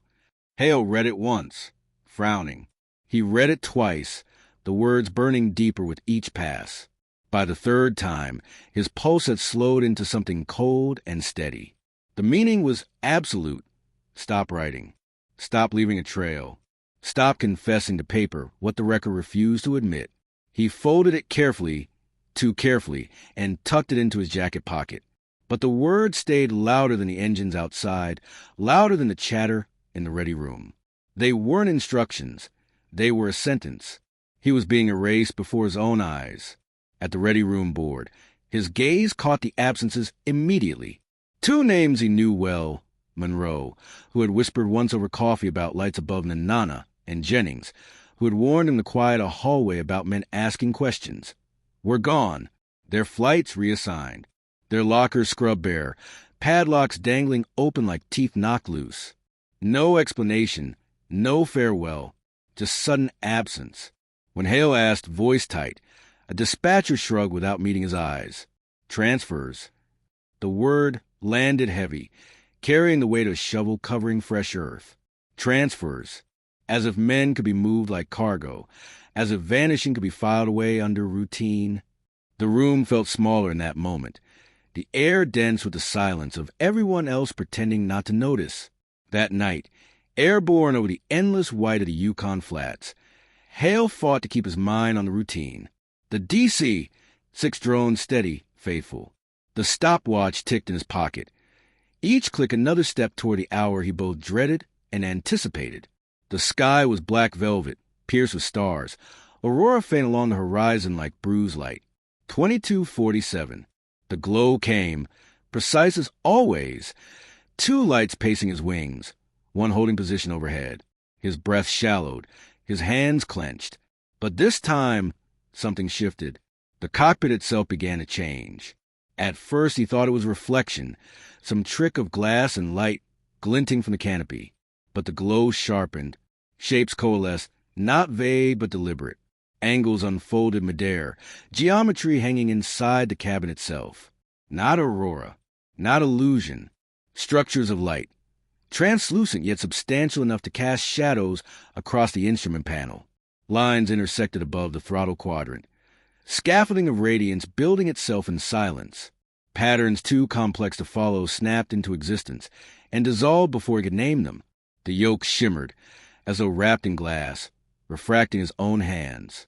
For one terrible instant he swore he saw duplicates of himself, ghostly copies of his hands moving a fraction out of sync, one ahead, one behind, each out of phase with his own flesh. The stopwatch betrayed him, ticking erratically. Forward 2 seconds, backward 1. Forward again. His skin prickled as the air grew thick, heavy, ionized. He whispered into the recorder, his voice cracking. It's inside, not outside anymore. Inside. His throat closed. His words trembled. They're building something in here. Or building me. And then came the pulse. Not in skin. Not in bones. In thought. The geometry pressed against his mind like a hand guiding his jaw, a pressure that was not command but suggestion, irresistible in its softness. Continue. Yield. Hale shut his eyes, forcing air into his lungs, praying for darkness, for silence, for release. When he opened them, the cockpit was ordinary again. Gauges gleamed, glass reflected, engines droned steady. Only him, only the airplane. But the stopwatch lay dead in his lap, its hands frozen at exactly 23:02. At Fairbanks, after the engines ticked down, Hale sat alone in the cooling metal shell, the propeller's echo fading into winter air. He climbed out onto the ramp and saw him, a man in a parka, standing just at the edge of the floodlights. Not ram crew, not FAA, not anyone he recognized. He stood perfectly still, hands buried in his pockets, face shadowed, watching, not approaching, not retreating, just standing as if he had been waiting all along. Hale blinked. The floodlights hummed. A truck passed behind him, and when he turned back, the man was gone. In his motel room, the radiator hissing in the corner, Hale opened his private notebook, the one they hadn't found yet, the one he guarded like a second heart. His handwriting sprawled across the page in uneven lines, more scrawl than script. The lights don't need the sky anymore. They've come inside. The next step is me. He stared at the words until his vision blurred. Then he shut the notebook and pressed it under the mattress, as though burying a weapon. But the words burned anyway, alive in his chest. Because even as he tried to sleep, he felt it pulsing again. And this time, he wasn't sure if the beat belonged to him. The first sign was small, so small it might pass for instinct. Hale reached for the altimeter knob a half-second before the turbulence hit. His hand moved not out of anticipation, not as a reflex built from years of training, but as if his body had already flown the moment. The shudder of the airframe arrived right on schedule, but a correction had come before, like a line rehearsed in a script he didn't know he was reading from. Later, on the ground, driving into Anchorage, the sensation returned in terrifying clarity. He slammed his brakes at an intersection just as a truck barreled through a red light, horns screaming, steel a blur inches from his bumper. He hadn't seen the truck. His eyes had been on the road ahead, clear and calm, but he had known it was coming. The certainty had no logic. It wasn't prediction. It wasn't chance. It was presence, an imprint of the moment before it arrived. After that, déjà vu crept into everything. Conversations felt rehearsed, people's words arriving in his mind a fraction before they left their mouths. Street corners in Anchorage looked familiar, though he had never walked them before. Even meals unsettled him. He knew the taste of food before the fork touched his tongue. Time was no longer a line. It had become a loop brushing against itself, overlapping edges that sparked against his nerves. He began to feel not like a man moving through hours, but like hours moving through him. At the FAA office, he confronted Kavanaugh again. The supervisor's office reeked of cigarette smoke. Stacks of folders lined neatly, as if order itself could mask corruption.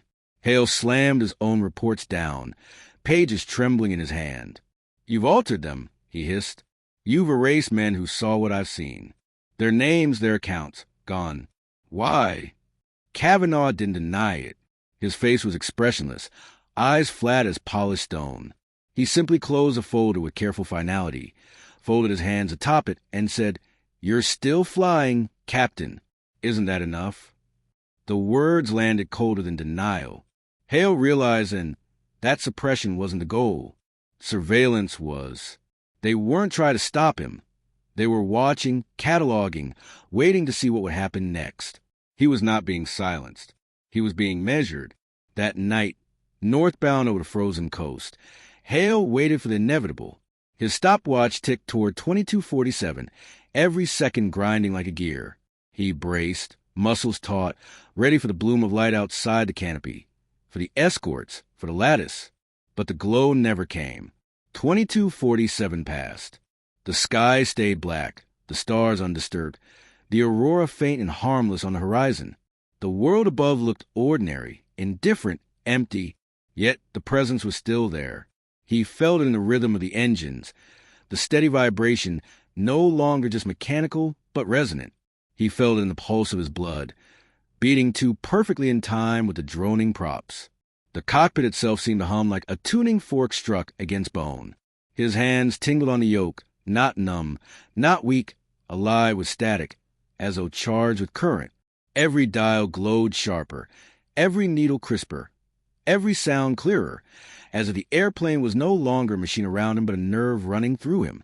He whispered into the recorder, voice hoarse, "No lights tonight, but they're here, inside, watching through me instead of outside, monitoring, measuring."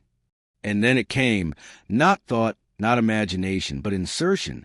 A phrase slid into his mind with such clarity it could not have been his own. Not victim, conductor. The words didn't echo. They rooted. His grip tightened on the yoke until his knuckles ached, his teeth clenched as he forced resistance into sound. "I'm not yours," he muttered, spit on his lips, fury in his chest. But deep down he wasn't sure, because whatever this was, it had already written itself into his reflexes, into the subtle mechanics of his instincts, into his very sense of time. His muscles answered before he asked them to. His thoughts arrived before the world gave them cause. He was already intertwined. The next step would not come as light in the sky or patterns etched on his skin. The next step wouldn't be sight. It would be surrender. And surrender, he realized, might already have happened without him noticing. The dreams no longer faded with morning. They clung like smoke, seeping into the hours of wakefulness. Hale would wake drenched in sweat, sheets twisted around him, his heart pounding as though he had been running. His mind replayed corridors of light, corridors without walls, or rather, walls that had no seams, no rivets, no imperfections. They stretched endlessly in every direction, glowing with a pale, cold brilliance that seemed alive. His own hands appeared before him, pale outlines threaded with geometry, moving with certainty over controls he didn't recognize. They weren't switches, not levers or dials, but patterns of light responsive to his slightest intention. And in the dream, he wasn't flying the DC-6. The engines and gauges, the sound of propellers, the smell of fuel, gone. He was flying something else. Something immense, silent, and impossibly smooth. Something that did not resist him. Because it didn't require muscle. It answered thought itself, faster than reflex, faster than nerve. His body became irrelevant. The worst part wasn't the sensation of flight. It was a memory of voices. Not words, tones. Chords struck low and resonant, layered as if 100 instruments too large for human hands were being played at once. The vibrations rolled through him, not into his ears but through the hollow bones of his chest, reverberating in the marrow. And when he woke, the vibration did not stop. It lingered, faint but steady, like a tuning fork pressed against his ribs. One morning, still shivering from half-sleep, he noticed his wristwatch lying on the nightstand. It wasn't where he'd left it. The crystal was fogged as though exposed to sudden heat, though the room was cool. The second hand ticked normally, faithful and indifferent, but the steel case bore a faint, circular mark he had never seen before, like the impression left by a magnet pressed too long against metal. He opened his logbook and froze. The paper carried smudges that weren't ink, weren't oil, weren't anything he recognized. When tilted beneath the desk lamp, they shimmered faintly, colors rippling just beneath the surface of the page, as if the paper itself had been exposed to a light not meant for human eyes. Even his fountain pen betrayed him. It felt subtly wrong in his grip, as if its balance had been shifted. He unscrewed the barrel and found no ink sac inside, only faint scratches along the interior metal, as though it had been taken apart and reassembled by someone who didn't care about concealing the fact. He flipped through the logbook again. His notes were there, his familiar hurried scrawl, numbers, times, sketches of trajectories. But in the margin of one page, beside his own entry on lost hours, a line appeared he was certain he hadn't written. Trajectory adjusted. Subject compliant. The letters were uniform, neat, nothing like his hand. His chest went cold. That afternoon, desperation drove him to an old instinct. Reach for an ally. He parked 3 blocks from the library, fed coins into a payphone, and dialed a number he hadn't called in years. Bill, an old college acquaintance, now working at a local radio station. A man who once believed in conspiracies enough to argue them after 2 beers. "Bill, it's Tom Hale," he said, voice tight. "I need to talk, off the record. Strange things are happening in the air. I've got notes, logs." Bill cut him off instantly, his voice taut with fear. "Tom, don't. Listen to me. I got a packet in the mail last week. No return address. Pages stamped classified. Had your name, your flights, even your motel. Somebody wanted me to know about you before you even called." "Bill, just let me explain." "No, Tom. Don't drag me into this. If they're watching you, they're watching me now, too." The line went dead. Hale stood in the phone booth staring at the receiver, the taste of metal thick on his tongue. Even here, even with an old friend, the circle had closed around him. That night, Hale flew again. He strapped into the DC-6 with motions that felt less like preparation and more like ritual. The weather was clear, the climb smooth, nothing unusual on radar. But he braced himself as he always did, stopwatch in his lap, chest tight with expectation.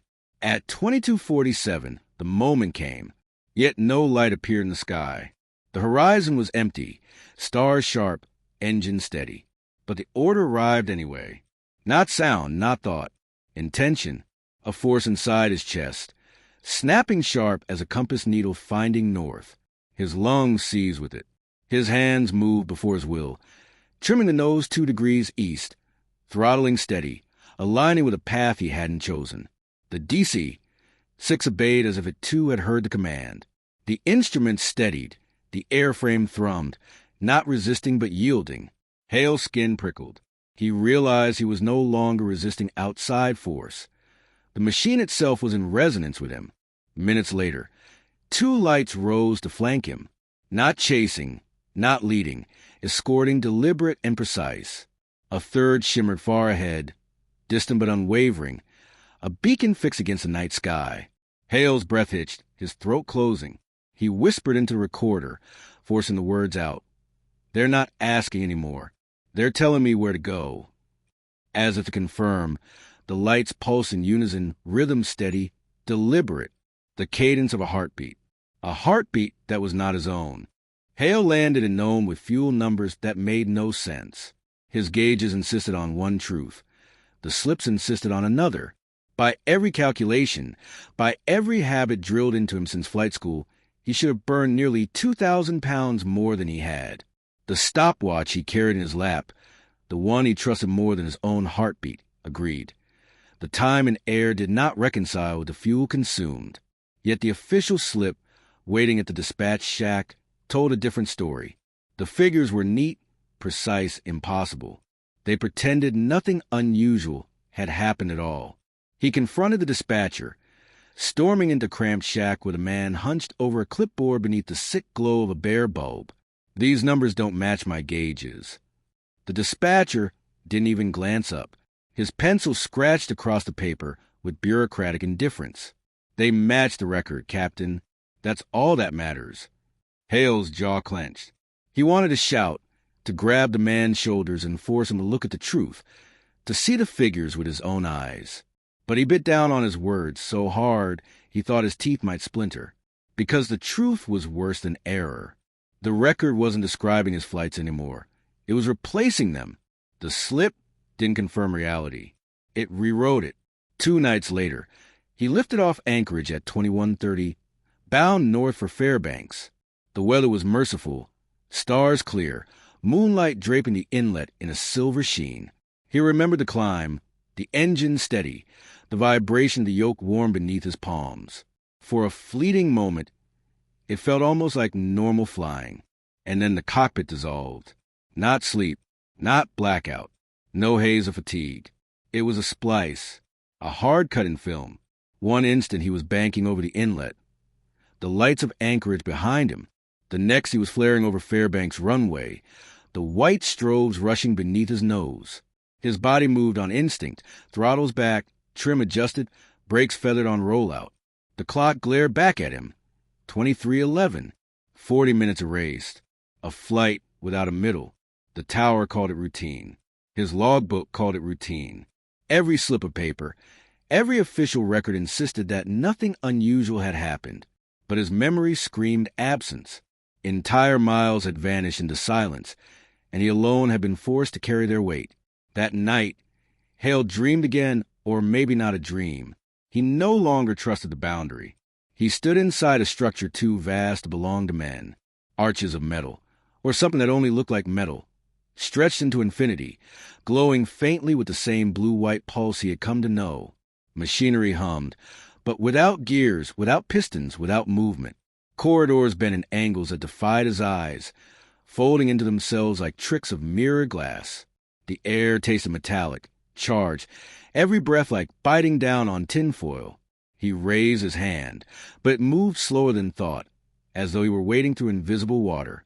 The delay terrified him more than the dream itself. Beyond the arches hung colossal shapes, suspended in emptiness. Not ships, not buildings, not anything designed for human hands. They hovered like monuments or machines, surfaces alive with patterns of shifting light. Lines rearranging themselves into constellations that dissolved the moment he tried to name them. The tones came then. Low, resonant, more felt than heard. They rattled his ribs, sank into his marrow, rearranged the rhythm of his blood. He didn't hear words. Not really. He felt command. Observe. Adjust. Comply.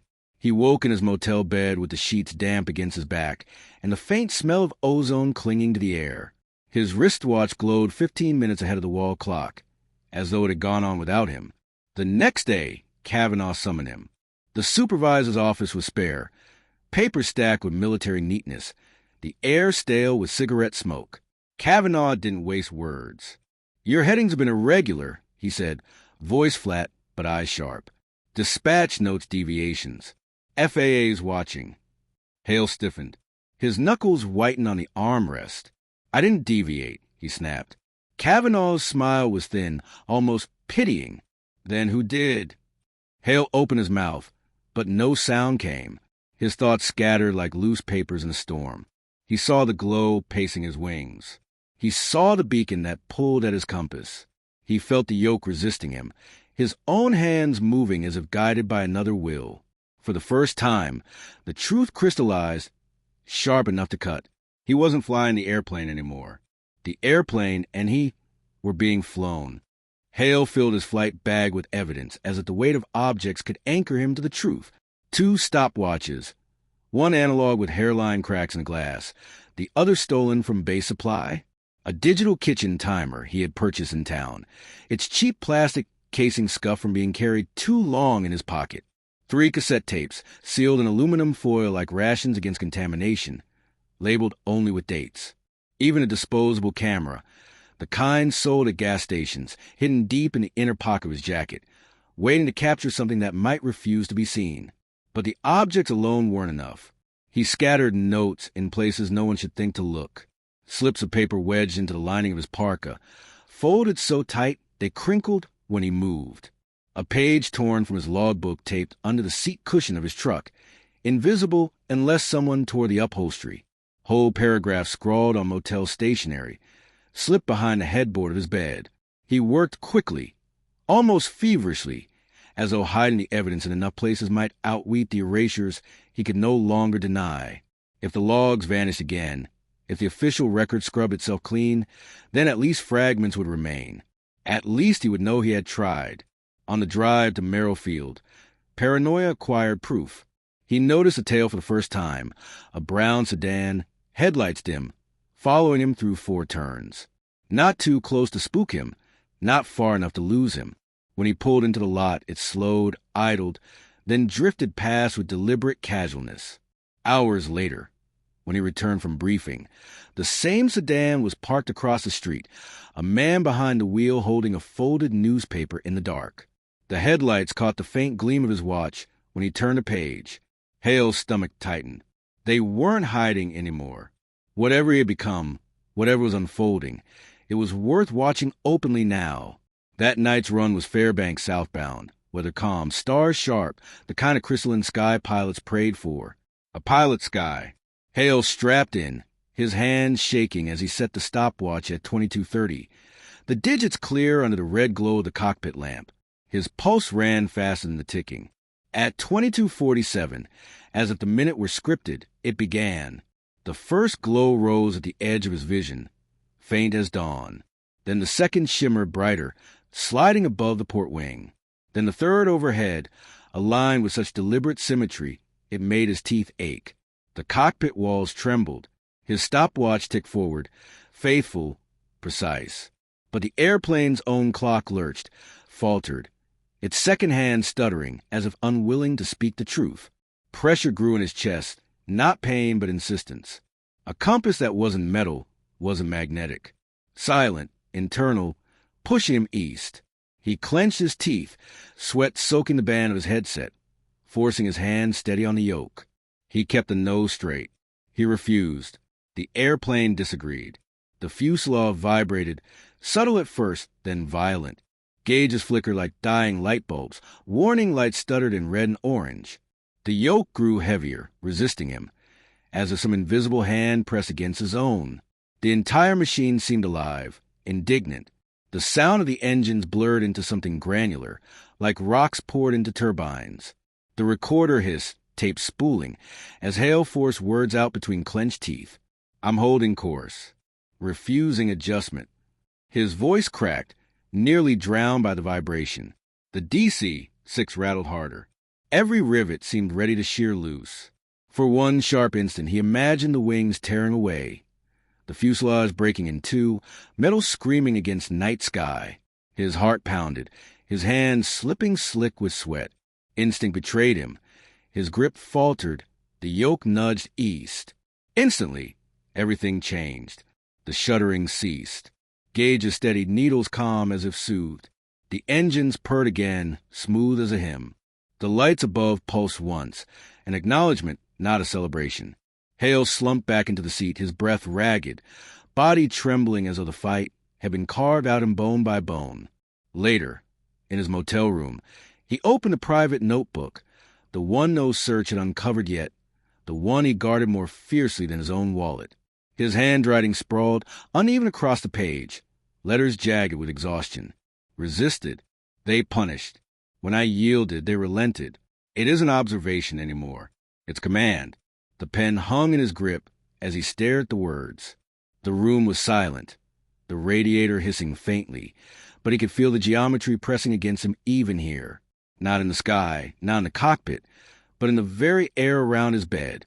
Slowly, deliberately, he wrote another line, the ink heavier, each letter carved with certainty. I am not flying the airplane. I am flying their will. When he set the pen down, his hand wouldn't stop trembling, not with fear, but with recognition. The truth had been waiting for him to admit it, and once written, it could never be unwritten. Hale no longer felt like a pilot. He still wore the uniform, still checked the straps and buckles, still walked the length of the fuselage in the cold pre-dawn hours as if ritual mattered. He still logged hours, still moved throttles and yoke, still listened to the rise and fall of the engines with the reflexive ear of a man trained by repetition. But every motion carried the weight of rehearsal rather than choice, like lines spoken by an actor who no longer believed in the script. The airplanes were no longer extensions of him. He had become an extension of them. He wasn't guiding them through air. He was being guided through them, as if his body were only a conduit, a glove fitted over a hand not his own. In the ready room, the change hung thick in the air. No one asked about his reports anymore. No one joked about fatigue or whispered about medical review. The questions had dried up, and with them, the illusion of camaraderie. Instead, there was a different atmosphere, detached, clinical, as though he were no longer a fellow pilot, but an experiment allowed to walk among them. Their glances lingered a second too long. Their conversations dropped to silence when he entered, and when he signed dispatch slips, the clerks no longer looked at him. They slid the papers across the counter and accepted his signature without acknowledgement. It felt less like they were avoiding his eyes and more like his eyes already belonged to something else, something they dared not confront. His own name, written in ink, seemed alien, borrowed, a mark that no longer tied the man who held the pen. That night, returning to his motel, Hale unlocked the door and stopped cold. The room was undisturbed, the blinds drawn as he had left them, the faint odor of disinfectant clinging to the carpet. But on the bed lay a manila envelope, centered, deliberate, like an offering left on an altar. No knock had announced it, no sound of entry, no shadow passing the window, just presence, undeniable and waiting. He sat on the edge of bed and opened it with fingers that no longer felt like his own. Inside was a typed report, its pages clean, impersonal, machine-cut. Flight dates, headings, times, fuel numbers, all correct. Not the falsified logs, not the manufactured counts. These matched the hidden notes he had buried in private journals, the data he thought belonged only to him. He scanned page after page, his breath tightening. At the bottom, in block letters, a single phrase repeated 3 times, each iteration darker, heavier, as though carved rather than typed. Subject in resonance. Subject in resonance. Subject in resonance. His chest went cold, his pulse stumbling. This was not mere observation. This was synchronization. Whoever, or whatever, had compiled this dossier was not only watching. They were aligning, matching, tuning him like an instrument. The next flight confirmed it. Southbound at 11,000 feet, sky clear, moon thin on the horizon. The stopwatch ticked steady in his lap. Every second a drumbeat he had come to expect. He braced himself for the threshold. 22:47. Always 22:47. But when the minute hand struck, nothing appeared outside. No orbs pacing the wings. No shimmer on the horizon. Only the unbroken sweep of stars across the canopy.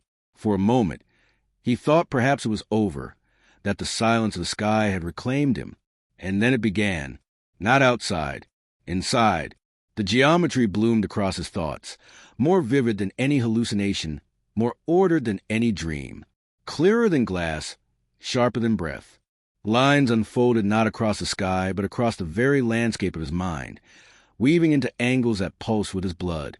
Each time he considered a heading, the pattern shifted, realigning, as though acknowledging him. When doubt flickered in his thoughts, the geometry absorbed it, corrected it, merging his will into something greater. The cockpit dimmed into irrelevance. Instruments blurred until they might as well have been painted on glass. The altimeter, the compass, the manifold gauges, all background noise of cathedral architecture in his head. Angles stretched into infinity. Planes intersected, each pulse matching the rhythm of his breath. It wasn't metaphor. It wasn't imagination. It was occupation. He reached for the recorder, his hand trembling, voice unsteady. "They're not outside anymore," he whispered. "They're in my thoughts. My intentions aren't just mine." The geometry pulsed once, subtle but undeniable, like acknowledgement. And for the first time since the phenomenon had touched him, Hale felt no fear. Instead, he felt the deep, consuming certainty of belonging, of having been absorbed into something so vast it rendered loneliness irrelevant. But that certainty frightened him more than the visions ever had, because it meant surrender was no longer ahead of him. It had already happened. Sleep became treacherous. Dreams no longer ended when he opened his eyes. They bled into the waking hours with seamless precision. Hale woke one morning with a distinct memory of flying over Brooks Range at dawn, the engines of a DC-6 thrumming steady, the sky painted with the first thin fire of sunlight spilling across jagged peaks. He could recall the vibration in the yoke, the bite of cold against his cheek, even the taste of the bitter coffee in the thermos he always carried. Every sensation was perfect, whole, alive. And yet, his logbook told another story. The record showed no flights that day. No orders, no assignments. By all accounts, he had been grounded, confined to the walls of a cheap motel room. But the memory remained, refusing to fade like a dream should. It shimmered in his head, as real and fixed as any other flight he had ever logged, yet untethered from paper, unacknowledged by time. He began to wonder if the geometry had started to write for him, weaving experiences directly into the fabric of his mind. Other memories warped too. His daughter's voice on the phone. Had she called last week, or had that conversation only unfolded while he slept? He could hear her laugh, soft but tinged with distance, echoing inside him with a resonance too similar to the tones of the lattice. Her words no longer sounded like memory. They sounded like the hum that nested in his chest. Was she real, or had she been rewritten? The doubt hollowed him. To question his own blood, his own child, was worse than doubting the geometry. Objects shifted without explanation. His fountain pen, always clipped neatly in the logbook, vanished for 3 days. When it reappeared on the nightstand, the nib was bent backward, as though immense pressure had twisted it, though the motel door had remained locked. His stopwatch, the most faithful companion he had, froze at impossible times. Once it stopped at 22:47, then the hand spun counterclockwise in a blur, before settling again with no mechanism disturbed. Even his boots, worn smooth from years of flights, bore new scuffs etched into patterns too deliberate to be chance. Arcs intersecting like star maps, lattices branded into leather. The geometry had found ways to carve itself into his belongings, as if to remind him that nothing in his life was beyond its reach. At the cafeteria, he tried to pretend at normalcy. He stood in the serving line, tray in hand, the smell of powdered eggs and burnt coffee filling the air. A fellow pilot, an old colleague from Anchorage runs, passed him, plate piled high. But instead of the casual nod or half smile of men too tired to talk, the pilot stopped cold. He stared, tray trembling slightly in his grip, his face pale. "It's not you anymore, Tom," he said softly. Hale opened his mouth, but no words came. His throat seized, his voice betrayed him. Silence pressed harder than speech. The man set his tray down on the counter, without touching it, turned, and walked out of the cafeteria without another word. The untouched food steamed faintly, abandoned.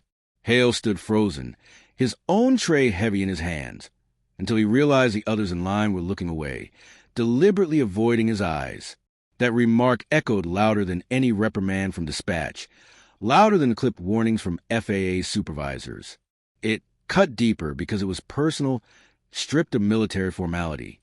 A friend, a fellow pilot, had recognized the change and recoiled. That night Hale couldn't resist the pull. Grounded or not, he returned to the air, southbound, climbing into the sky, so clear it looked sharpened, the aurora faint and thin across the horizon. He braced as he always did, stopwatch ticking faithfully in his pocket, counting down to the inevitable threshold, 22:47. And right on cue, the lights arrived. But they didn't pace the wings this time. They didn't hover as orbs outside the glass. They unfolded inside. The cockpit shimmered, rivets bleeding away into pale brilliance. The walls dissolved, the cabin thinning, until it was nothing but radiance. The instrument panel, altimeter, compass, manifold gauges, all dissolved into lines of fire, glowing threads that stretched past the cabin into infinity. His own hands looked translucent, tendons like filaments, bones like crystalline structures. Geometry laced through his veins as though his body had always been made of it, only waiting for the moment to be revealed. And still impossibly, the DC-6 flew on. The engines droned steady. The fuselage held its line. The wings carried weight across the sky as though nothing had changed. The airplane no longer needed him at all. It was flying without his hand, without his command. Hale tried to reach for the recorder, tried to put words to the phenomenon, but his voice failed him. Every syllable felt swallowed by the light before it left his throat. His chest vibrated with the geometry's hum. His thoughts bled into patterns beyond language. For a moment, longer than a breath, shorter than eternity, he wasn't pilot or man or even thought. He was only pulse, only lattice, a fragment of something vast and infinite, woven into the current of the structure. Then, as suddenly as it had come, the glow receded.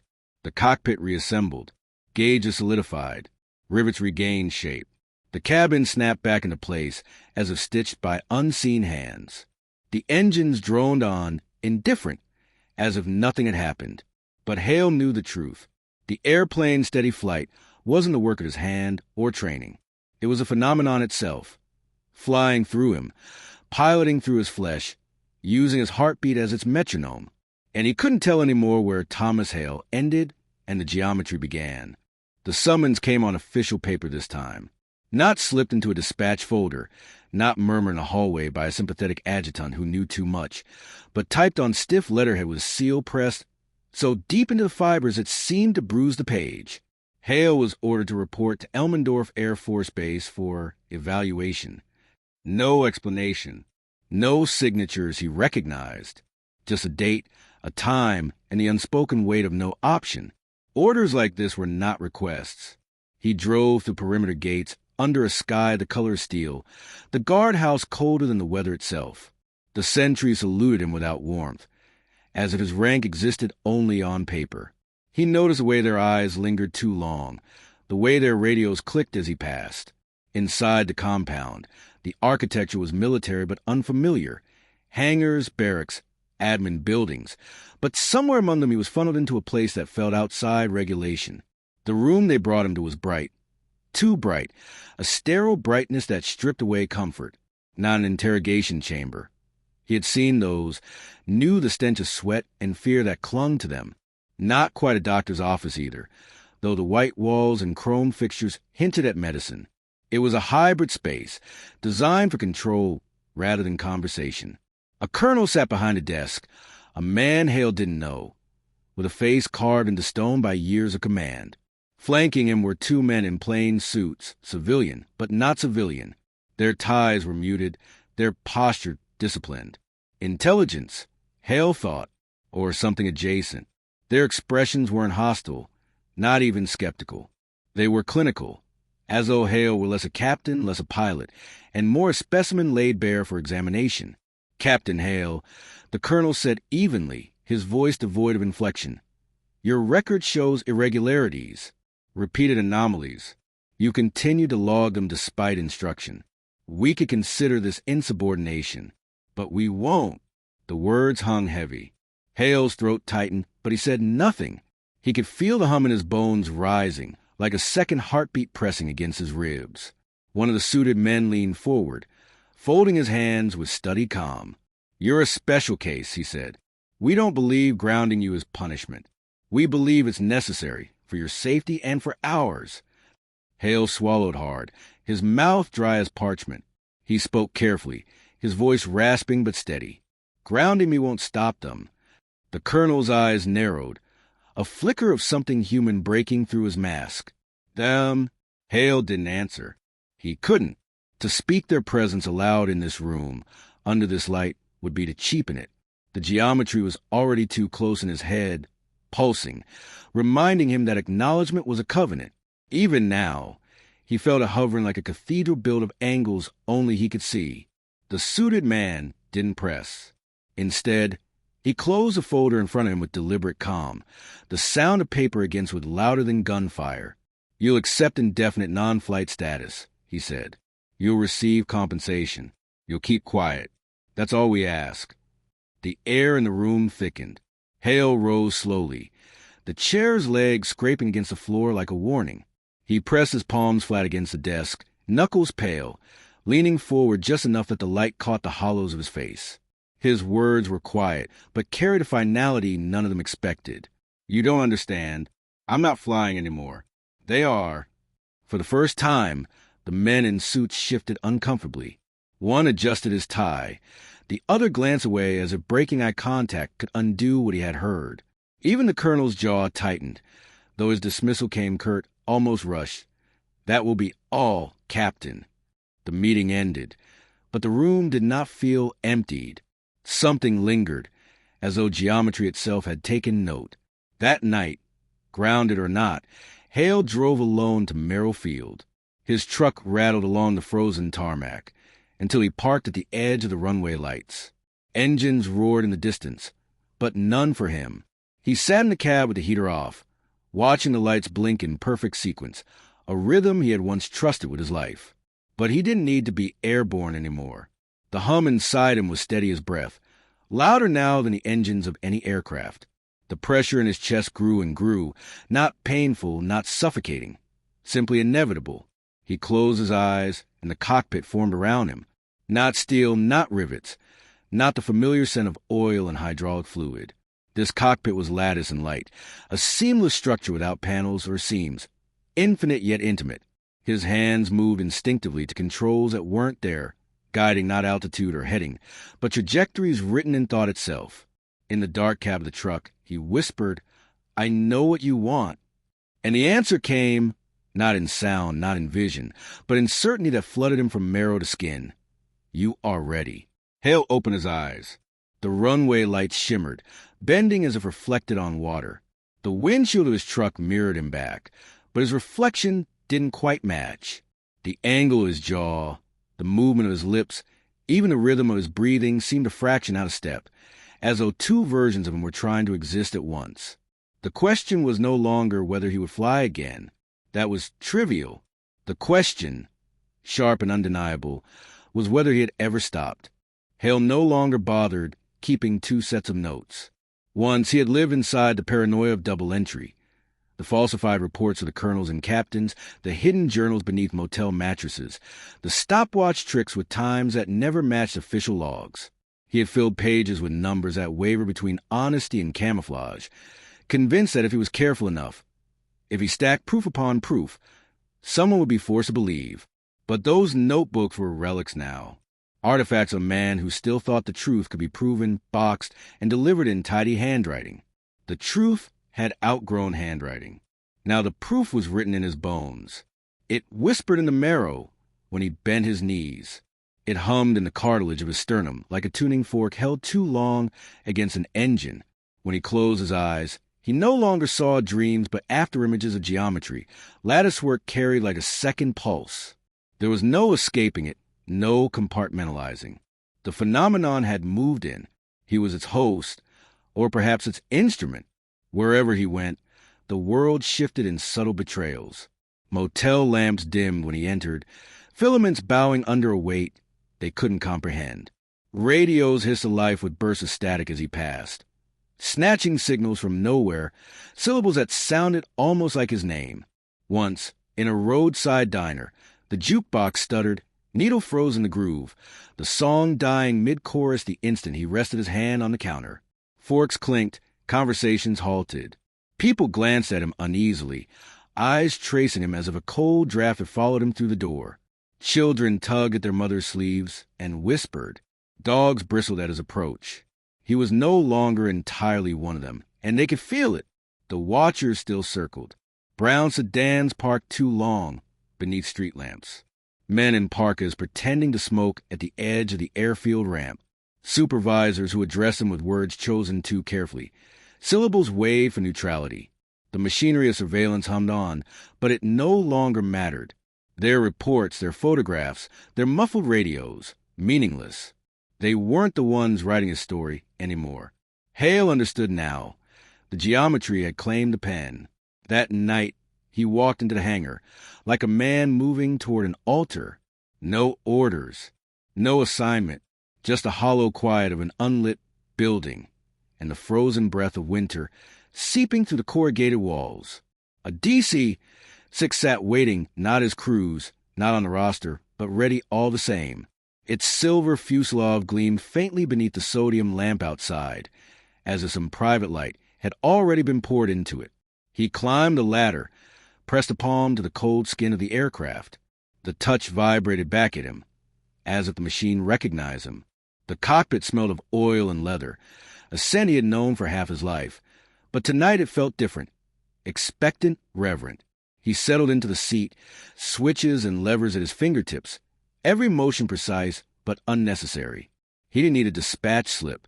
He didn't need clearance. Certainty pressed against his chest like a hand, steady and insistent. This was the night. The engines coughed once, then started without hesitation, as though eager. The propellers sliced the darkness. Thunder rolling out of the hangar. He taxied with calm precision, wheels whispering over the frozen tarmac, and lifted into black sky, without waiting for clearance. His pocket stopwatch ticked faithfully to 22:47. That number mattered. It always mattered. But the glow didn't appear outside this time. It didn't hover over the horizon, or drift in formation across the night. It bloomed inside, a brightness uncoiling from nowhere, spilling into the cockpit until every rivet, every gauge, every panel began to dissolve. The altimeter needle quivered, then melted into a line of light. The yoke in his hands blurred, fractured, and reassembled as pure geometry, angles intersecting with thought instead of metal. His own hands followed, skin unraveling into vectors of radiance, fingers turning into equations pulsing with intent. Hale whispered, though there was no microphone live, no recorder running, no need for words. "I understand." And the lattice answered, not in sound, not in vision, but in perfect, overwhelming alignment. It folded around him, through him, tuning every cell to a resonance that was not of Earth. For the first time, he wasn't fighting it or logging it or resisting the pull. He was conducting. The geometry surged with him, not against him. Every pulse matched his heartbeat. Every angle bent toward his intent. The fuselage evaporated. The sky itself receded. He was no longer inside an aircraft. He was inside the vast structure that had always been there, infinite and waiting. He felt trajectories, paths not charted on maps, but etched into the fabric of existence. He sensed orbits not of planets, but of choices, intersecting lines of cause and consequence. The lattice responded to his will, adjusting, correcting, playing him as much as he played it. He was not a pilot anymore. He was both instrument and musician, both equation and answer. Thomas Hale, one a man of logbooks and engines, was no longer pilot of men or machines. His humanity stretched then across something older than stars, drawn into the current of a pattern that had been playing since before light touched the first horizon. He was conductor of its next measure, and the pattern, vast, endless, alive, had only just begun to play. The motel room was still when it began. Too still. The kind of silence that presses against the ears until it feels like the world has stopped breathing. Hale sat at the narrow desk, the logbook open, pen motionless in his hand. The last entry stared back at him in his own tired script, a half-written sentence broken mid-word, as if even language had begun to unravel. He hadn't flown in days, grounded not by orders but by the weight in his chest, a pressure stronger than turbulence, humming low and constant, like an engine waiting for clearance that would never come. The bedspread was cheap, patterned in faded diamonds. The air smelled faintly of mildew, of furniture polish, and old cigarettes. Yet, beneath it all, something sharper lingered, metallic, like the breath before a lightning strike. He tapped the pen against the page once, twice. His hand trembled until it didn't any more.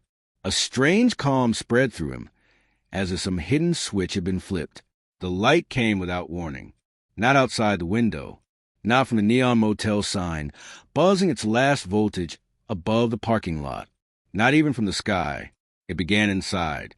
It seeped through the walls as though plaster and paint were no more than thin skin. It bled through the floorboards until the air itself glowed white-blue. The lamp on the desk flickered once in protest, then burst, showering the room in slivers of glass. The logbook's pages fluttered though the air was sealed, though no draft had entered.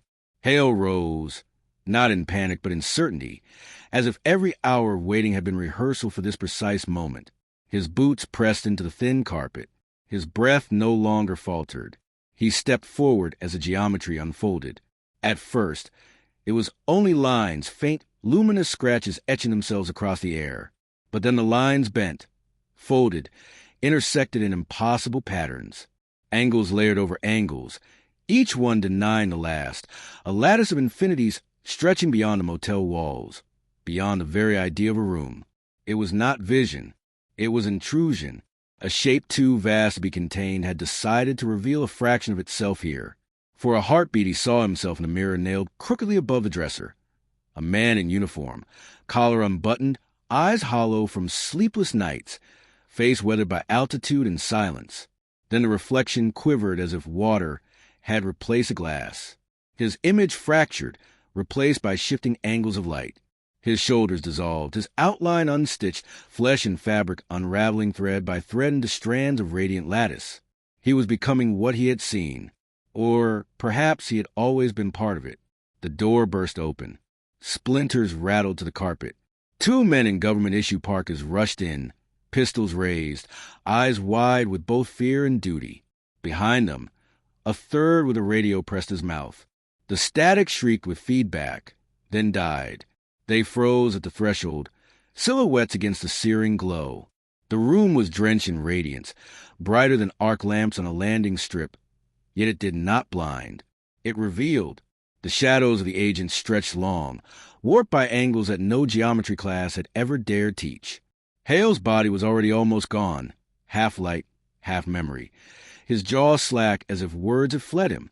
On the desk, the logbook glowed, its familiar ink overwritten.